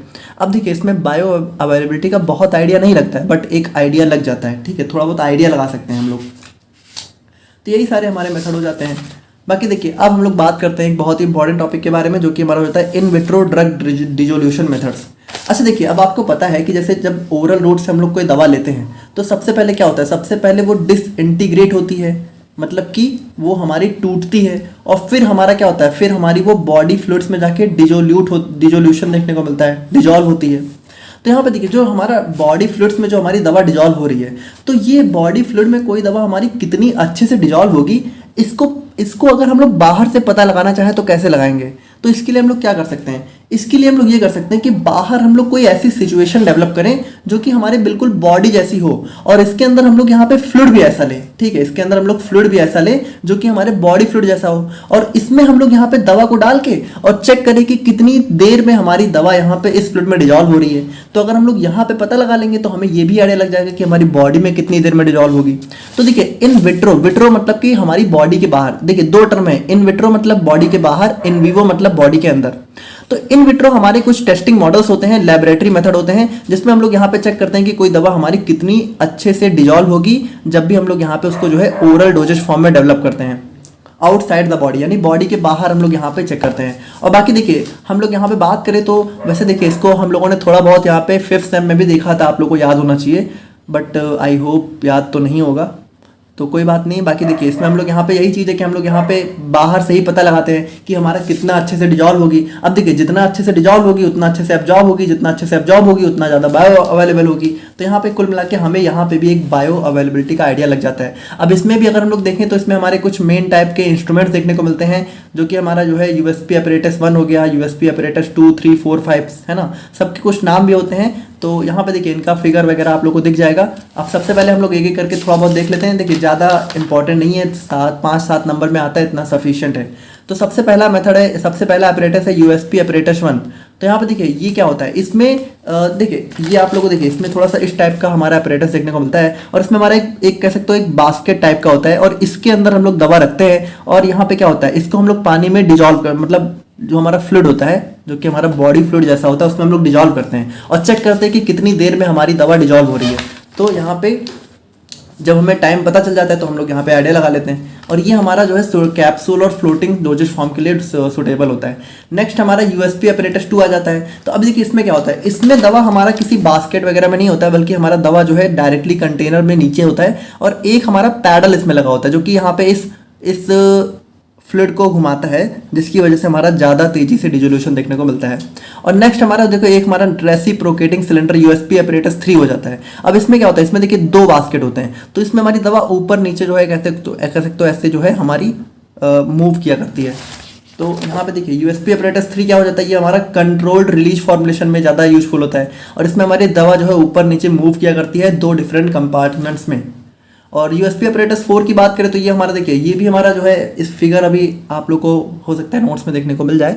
इसमें क्या होता है, इसमें हमारा एक सेल मतलब कि इसमें भी हमारा देखिए सेल मतलब कि चैम्बर होता है। यहाँ पे सेल मतलब बॉडी सेल से नहीं है, सेल मतलब यहाँ पे भी हमारा चैम्बर होता है और इसमें भी हमारा थोड़ा कह सकते हो वही है कि हमारी दवा जो है हम लोग चेक करते हैं। अब ये हमारा पुअरली सॉल्युबल ड्रग या फिर मॉडिफाइड रिलीज फॉर्म के लिए ज़्यादा यूजफुल है। और देखिए हमारा यूएसपी ऑपरेटर 5 भी होता है, 6 भी होता है, तो इनका ये हमें बहुत ज़्यादा यूज नहीं करते हैं। इनका यूज हम लोग मेनली जो है ट्रांसडर्मल पैचेस या फिर च्यूएबल टैबलेट्स के लिए करते हैं। ना अगर हम लोग यहाँ पे बात करें इसमें कौन कौन से पैरामीटर्स हम लोग यहाँ पे यूज करते हैं, तो हम लोग देखते हैं कि कितना परसेंट ड्रग हमारा रिलीज हुआ कितने टाइम में, उसके बाद डिजोल्यूशन रेट चेक करते हैं, और T90 हम लोग देखते हैं कि हमारा कितने 90% ड्रग हमारी कितने टाइम में रिलीज हो रही है। और यहाँ पे देखिए इंपॉर्टेंट क्यों है, क्योंकि देखिए भाई जब हम लोग बाहर पता कर लेंगे तो हम लोग ये भी पता कर लेंगे कि अंदर हमारी दवा कितनी जल्दी डिजॉल्व होगी, और यहाँ पे हमारा टाइम बच जाता है और कॉस्ट बच जाता है। भाई देखिए अगर हमें किसी ह्यूमन के अंदर किसी दवा को इस तरीके से चेक करना है तो वहाँ पे हमें क्या होगा, क्लिनिकल ट्रायल करना पड़ेगा, और थोड़ा सा ह्यूमन की हो सकता है लाइफ के साथ भी इंटरफेयर हम लोग कर सकते हैं, क्योंकि हो सकता है दवा बहुत सेफ ना हो। तो यहाँ पे ये सारी चीज़ें हमारी बच जाती हैं, और हमारा जो है न्यू ड्रग्स के रेगुलेटरी अप्रूवल के लिए हमारा बहुत ज़्यादा जो है अच्छा तरीका हो जाता है। नाउ नेक्स्ट हम लोग यहाँ पे बात करते हैं in vitro in vivo correlation के बारे में। अब देखिए इसका मतलब क्या है, इसका मतलब सिंपल सा यही है कि मान लीजिए बाहर जो अभी हम लोगों ने in vitro drug dissolution model देखे, मान लीजिए आप लोगों ने कोई दवा है और उसको आप लोगों ने बाहर से चेक किया कि हाँ ये इतनी देर में डिजॉल्व वगैरह हो रही है, और इतनी देर में डिजॉल्व हो रही है तो इतनी जल्दी एब्जॉर्ब होगी, बाहर से हम लोगों ने चेक किया। अब सेम दवा को हम लोग यहाँ पे बॉडी में देंगे, और सेम दवा को बॉडी में देने के बाद जब हम लोग यहाँ पे उसका ADME कैलकुलेट करेंगे, या फिर कह सकते हो एब्जॉर्प्शन रेट चेक करेंगे, तो देखिए जब हम लोग यहाँ पे बॉडी में अंदर देने के बाद और बॉडी से बाहर जो भी हमारी दोनों चीजें होती है, जब इनको कंपेयर करते हैं तो वो हो जाता है in vitro in vivo correlation. अब देखिए ये कंपैरिजन जितना ज्यादा बराबर होगा, यानी कि लगभग अगर ये दोनों चीजें बराबर आ रही है, तो इसका मतलब क्या है, इसका मतलब जो हम लोगों ने इन विट्रो कैलकुलेशन करी थी वो हमारी बिल्कुल सही थी, यानी वो हमारा ज़्यादा बेटर हो जाता है। तो देखिए इसका मतलब यही है कि हम लोग यहाँ पे चेक करते हैं कि जो हमारा इन विट्रो डिजोल्यूशन रेट है और जो हमारा इन विवो एब्जॉर्प्शन है, इसमें बेसिकली हम लोग ये कैलकुलेट करते हैं कि इन विवो जो डिजोल्यूशन रेट है, यानी कि कितने टाइम में हमारी दवा डिजॉल्व हो रही है बाहर, और कितने टाइम में हमारी दवा बॉडी के अंदर जो है रिलीज ऑब्जॉर्ब हो रही है, उन दोनों को हम लोग कंपेयर करते हैं। और अगर कंपेरिजन बराबर आता है इसका मतलब हमारा मॉडल बहुत ही अच्छा है, कोरिलेशन बहुत ही अच्छा है। और बाकी देखिए इसमें हम लोग क्या करते हैं, इसमें हम लोग यहाँ पे देखते हैं कि भाई कोई दवा हमारी बॉडी के अंदर कैसे परफॉर्म करेगी, जब हम लोग यहाँ पे लेबोरेटरी टेस्ट का जो है कर लेते हैं। और उसके बाद देखिए भाई इसमें हम लोग यहाँ पे दो चीज़ों को कंपेयर करके हम लोग कह सकते हो जो है अपना टाइम जो है कंज्यूम कर लेते हैं, और हम लोग जो जल्दी डाटा पता कर लेते हैं। और उसके बाद देखिए इसमें हम लोग यहाँ पे formulation development, bio equivalence testing है ना, रेगुलेटरी अप्रूवल, तो ये सारी चीज़ें हम लोग यहाँ पे चेक कर लेते हैं। क्योंकि इसमें देखिए इसमें सबसे पहले हम लोगों ने बाहर से कुछ दवाओं के कुछ मतलब चेक किया कि बाहर कितनी जल्दी डिजॉल्व हो रही है, फिर हम लोगों ने बॉडी में भी चेक किया। अब दोनों अगर लगभग, इसका मतलब बाहर हम लोगों ने जो भी टेस्ट परफॉर्म किए थे वो सारे हमारे यहाँ पे सही थे। अब इसमें देखिए इसमें क्या क्या होता है, एक हमारा इन विट्रो डाटा होता है जो हम लोग यहाँ पे बाहर टेस्ट परफॉर्म करते हैं उसका डाटा होता है, फिर इन विवो हम लोग चेक करते हैं जो भी हमारी फार्माकोकाइनेटिक स्टडी होती है, और फिर कोरिलेशन मतलब कि हम लोग यहाँ पे फिर दोनों को एक रिलेट करते हैं अपने मैथमेटिकल इक्वेशन वगैरह के थ्रू। अब यहाँ पे देखिए इसमें हमारे इसके जो है कुछ लेवल्स हमें देखने को मिलते हैं, जैसे जो हम लोग यहाँ पे इनका कोरिलेशन करते हैं, आप एक दूसरे में कंपेयर करते हैं, तो इसमें कुछ लेवल आते हैं। पहला होता है लेवल ए। लेवल ए मतलब भाई सबसे बढ़िया लेवल है। इसका मतलब क्या है, इसका मतलब ये है कि हमारा जो है कह सकते हो जो इन विट्रो डिजोल्यूशन है और जो इन विवो एब्जॉर्प्शन है वो दोनों यहाँ पे लगभग सिमिलर हैं। यानी कि एग्जाम्पल आप ऐसे समझिए कि अगर कोई दवा, मान लीजिए ठीक है, ऐसे समझिए कि कोई दवा अगर हमारी बाहर जो है कह सकते हो ऐसे समझिए 10 मिनट में अगर 30% डिजॉल्व हो रही है, तो इसका तो हम लोगों ने चेक किया, जब हम लोगों ने यहाँ पे देखा तो वही दवा हमारी बॉडी में 10 मिनट में 30% एब्जॉर्ब भी हो जा रही है। यानी जितना डिजोल्यूशन रेट है उतना ही एब्जॉर्प्शन रेट है। तो ये हमारा हो जाता है लेवल ए कोरिलेशन, और ये हमारा फुल प्रेडिक्शन जो है अलाउ करता है। अब लेवल बी में देखिए क्या होता है, लेवल बी में कह सकते हो हमारा जो है मीन हम लोग कैलकुलेट करते हैं, यानी कि बहुत सारे हम लोग यहाँ पे कह सकते हो वैल्यूज लेते हैं बहुत सारे अलग अलग टाइम पे, और फिर उनका एक कह सकते हो मीन निकालते हो, मीन को कैलकुलेट करते हैं। अब यहाँ पे देखिए इसमें जो है पॉइंट टू पॉइंट को रिलेशन नहीं होता। जैसे इसमें मान लीजिए कि हम लोगों ने एक बार चेक किया तो 30% डिजोल्यूशन आया 10 मिनट में, एक बार चेक किया तो 40% आया, एक बार चेक किया तो 60% आ गया, और फिर वहीं हम लोगों ने इसका भी मीन निकाला, एक बार हम लोगों ने देखा तो 20% आया, एक बार हम लोगों ने देखा तो 35% आया, और फिर मीन जब हम लोग कैलकुलेट करते हैं तो वो हो जाता है लेवल बी, है ना। और फिर लेवल सी की बात करें, अब इसमें देखिए क्या होता है, इसमें जो है कह सकते हो एक पार्टिकुलर पॉइंट को हम लोग यहाँ पे कैलकुलेट करते हैं। जैसे इसमें मान लीजिए कि हम लोग ये देखते हैं कि मान लीजिए डिजोल्यूशन पॉइंट हमारा यहाँ पे 60 मिनट है, तो इसको हम लोग यहाँ पे एक फार्माकोकाइनेटिक पैरामीटर यानी कि जैसे Cmax या फिर AUC के साथ कैलकुलेट करते हैं। मतलब इसमें हम लोग डायरेक्टली एब्जॉर्प्शन और डिजोल्यूशन को डायरेक्टली कंपेयर नहीं करते हैं, बल्कि हम लोग यहाँ पे किसी पार्टिकुलर पॉइंट या फिर पार्टिकुलर फार्माकोकाइनेटिक पैरामीटर को कैलकुलेट करते हैं। अब ये देखिए, अब ये हमारे यहाँ पे सिंपल तो है लेकिन ज़्यादा अच्छी हमें इन्फॉर्मेशन प्रोवाइड नहीं कर पाता है। अब देखिए मल्टीपल लेवल सी की बात करें तो देखिए ये भी लेवल सी जैसा ही होता है, यानी इसमें भी हम लोग पॉइंट का कैलकुलेशन नहीं करते हैं, बट इसमें हम लोग एक की बजाय 2-3 पॉइंट्स का करते हैं, ठीक है। जैसे यहाँ पे हम लोगों ने 2-3 पॉइंट ले लिए, यहाँ पे हम लोगों ने 2-3 पैरामीटर ले लिए और आपस में उनको कैलकुलेट किया। अब ये थोड़ा सा पावरफुल है लेकिन फिर भी ए से ज़्यादा बेटर नहीं होता है, यानी सबसे बेटर हमारा लेवल ए देखने को मिलता है। अब एग्जाम्पल की बात करें, मान लीजिए कि हम लोगों ने जो है कोई सस्टेन रिलीज टैबलेट ली और ये 50% ड्रग हमारी 2 घंटे में रिलीज कर रही है, और वहीं हम लोगों ने देखा कि मतलब कि देखिए इसको हम लोगों ने सबसे पहले बाहर इन विट्रो स्टडी किया। इन विट्रो हम लोगों ने देखा कि 50% ड्रग हमारी 2 घंटे में जो है डिजॉल्व हो रही है, फिर रिलीज हो रही है। और फिर हम लोगों ने जब इन वीवो स्टडी करी तब भी हम लोगों ने देखा कि 2 घंटे में ही हमारे यहाँ पे सेम अमाउंट इसका एब्जॉर्ब भी हो जा रहा है। तो इसका मतलब क्या है कि यहाँ पे ये हमारी लेवल ए IVIVC को फॉलो करता है और यहाँ पे हमें बहुत ही अच्छा एक रिस्पॉन्स देखने को मिल जाएगा। अब कंक्लूजन की बात करें तो हमारा बहुत ही पावरफुल टूल है, जहाँ पे ये हमारा लैब रिजल्ट्स को रियल वर्ल्ड ड्रग बिहेवियर से कैलकुलेट करता है, और स्ट्रॉन्ग IVIVC हमारा टाइम बचाता है और कॉस्ट बचाता है, और हमारा फास्टर रेगुलेटरी अप्रूवल को यहाँ पे सपोर्ट करता है। तो ये हो जाता है हमारे यहाँ पे IVIVC स्टडीज। नेक्स्ट हम लोग यहाँ पे बात करते हैं अपने बायो इक्विवेलेंस स्टडीज़ के बारे में। देखिए ये हम लोगों ने देखा है, सिंपल सी बात है कि इसमें जब 2 मेडिसिन, ठीक है, जो कि एक हो सकता है कि ब्रांड नेम से हो, एक हो सकता है जेनरिक हो, अगर दोनों हमारी बिल्कुल सेम काम करती हैं तो ये दोनों हमारी हो जाती है बायो इक्विवेलेंस। इसका मतलब वही चीज़, सिमिलैरिटी बिटवीन 2 ड्रग प्रोडक्ट्स। और यहाँ पे देखिए सिमिलैरिटी मतलब कि दोनों का रेट ऑफ एब्जॉर्प्शन भी सेम है, एक्सटेंट ऑफ एब्जॉर्प्शन भी सेम है। अब देखिए यहाँ पे सेम नहीं बल्कि सिमिलर वर्ड का इस्तेमाल किया गया है, यानी कि 10-15% ऊपर नीचे हो सकता है, बट अगर सिर्फ 5-10% यहाँ पे मान लीजिए ऊपर नीचे तो भी हम लोग बोल देते हैं कि दोनों एक दूसरे के बायो इक्विवेलेंट हैं। तो देखिए when 2 drugs product are equivalent, इसका मतलब कि उनकी बायो अवेलेबिलिटी भी यहाँ पे सिमिलर सी होगी, उनका थेरापेटिक इफेक्ट और सेफ्टी प्रोफाइल भी सिमिलर से होंगे, और यहाँ पे उनका जो कह सकते हो फार्माकोकाइनेटिक पैरामीटर्स हैं जैसे Cmax है, Tmax, AUC, ये भी हमारा लगभग जो है सेम सा देखने को मिलेगा। और यहाँ पे देखिए जो हमारा FDA और EMA है, ठीक है, तो ये हमारी एक्सेप्ट करती है 2 ड्रग्स को बायो इक्विवेलेंट जब उनका यहाँ पे Cmax और AUC यहाँ पे लगभग 80% और 125% के बीच में फॉल करता है। यानी कि देखिए वही चीज़ है कि ±15% हो सकता है, 15-20%, लेकिन बाकी चीज़ें मतलब लगभग सिमिलर सी होनी चाहिए। अब एग्जाम्पल की बात करें तो मान लीजिए जैसे एक दवा है, अब उसका 500 mg आप लोगों ने ब्रांड नेम से लिया और 500 mg आप लोगों ने जेनरिक लिया, और दोनों अलग अलग आप लोगों ने एक ब्रांड लिया, एक जेनरिक लिया, लेकिन दोनों यहाँ पे सेम पीक लेवल पे पहुँच रही हैं, दोनों का सेम टाइम है उस लेवल तक पहुंचने में, और दोनों यहाँ पे जो है बॉडी सिस्टम में सेम टाइम तक रहती हैं। तो इसका मतलब यहाँ पे ए और बी यहाँ पे बायो इक्विवेलेंट हो जाती हैं। और नीड की बात करें तो यहाँ पे देखिए भाई ये हमारा बहुत ही एसेंशियल हो जाता है। जैसे कोई जेनरिक ड्रग होती है तो जेनरिक ड्रग को जब हम लोग यहाँ पे अप्रूव करना होता है तो उसी की जो हमारी रेफरेंस या ब्रांड ड्रग होती है उससे हम लोग यहाँ पे इसको कैलकुलेट करते हैं। तो अगर सेम आता है तो हम लोग यहाँ पे उसको अप्रूव कर देते हैं, ठीक है, और यहाँ पे अप्रूवल हो जाता है। और नेक्स्ट हम लोग यहाँ पे बात करें अपने BCS क्लासिफिकेशन ऑफ ड्रग्स के बारे में। तो देखिए वैसे तो ये आपके सिलेबस में नहीं दिया है, बट फिर भी कभी कभी एग्जाम में ये भी देखने को मिल जाता है। तो देखिए ये हम लोगों ने ऑलरेडी पढ़ा हुआ है, आप लोगों को याद होना चाहिए, हम लोगों ने इसको इंडस्ट्रियल फार्मेसी में ऑलरेडी पढ़ा था अपने 5th सेम में। तो यहाँ पे देखिए जो हमारा BCS इसका मतलब होता है बायो फार्मास्यूटिकल क्लासिफिकेशन सिस्टम। अब इसमें कुछ नहीं है, इसमें देखिए बस सिंपल सी बात है, इसमें होता है क्लास 1, 2, 3, 4। क्लास 1 ड्रग्स की सॉल्युबिलिटी हाई होती है, परमेबिलिटी हाई होती है, एब्जॉर्प्शन गुड होता है।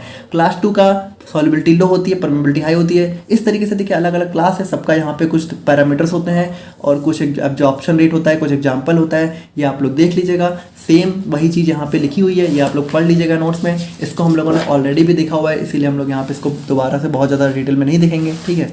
और अब हम लोग यहाँ पे फाइनली बात करते हैं अपने लास्ट टॉपिक के बारे में, जो कि हो जाता है method for enhancement of bio availability. यानी देखिए इसमें हम लोग यहाँ पे ये देखेंगे कि अगर हमारी किसी ड्रग की बायो अवेलेबिलिटी नहीं अच्छी तो हम लोग उसको कैसे बढ़ा सकते हैं। तो यहाँ पे देखिए सबसे पहला मेथड हो जाता है पार्टिकल साइज रिडक्शन।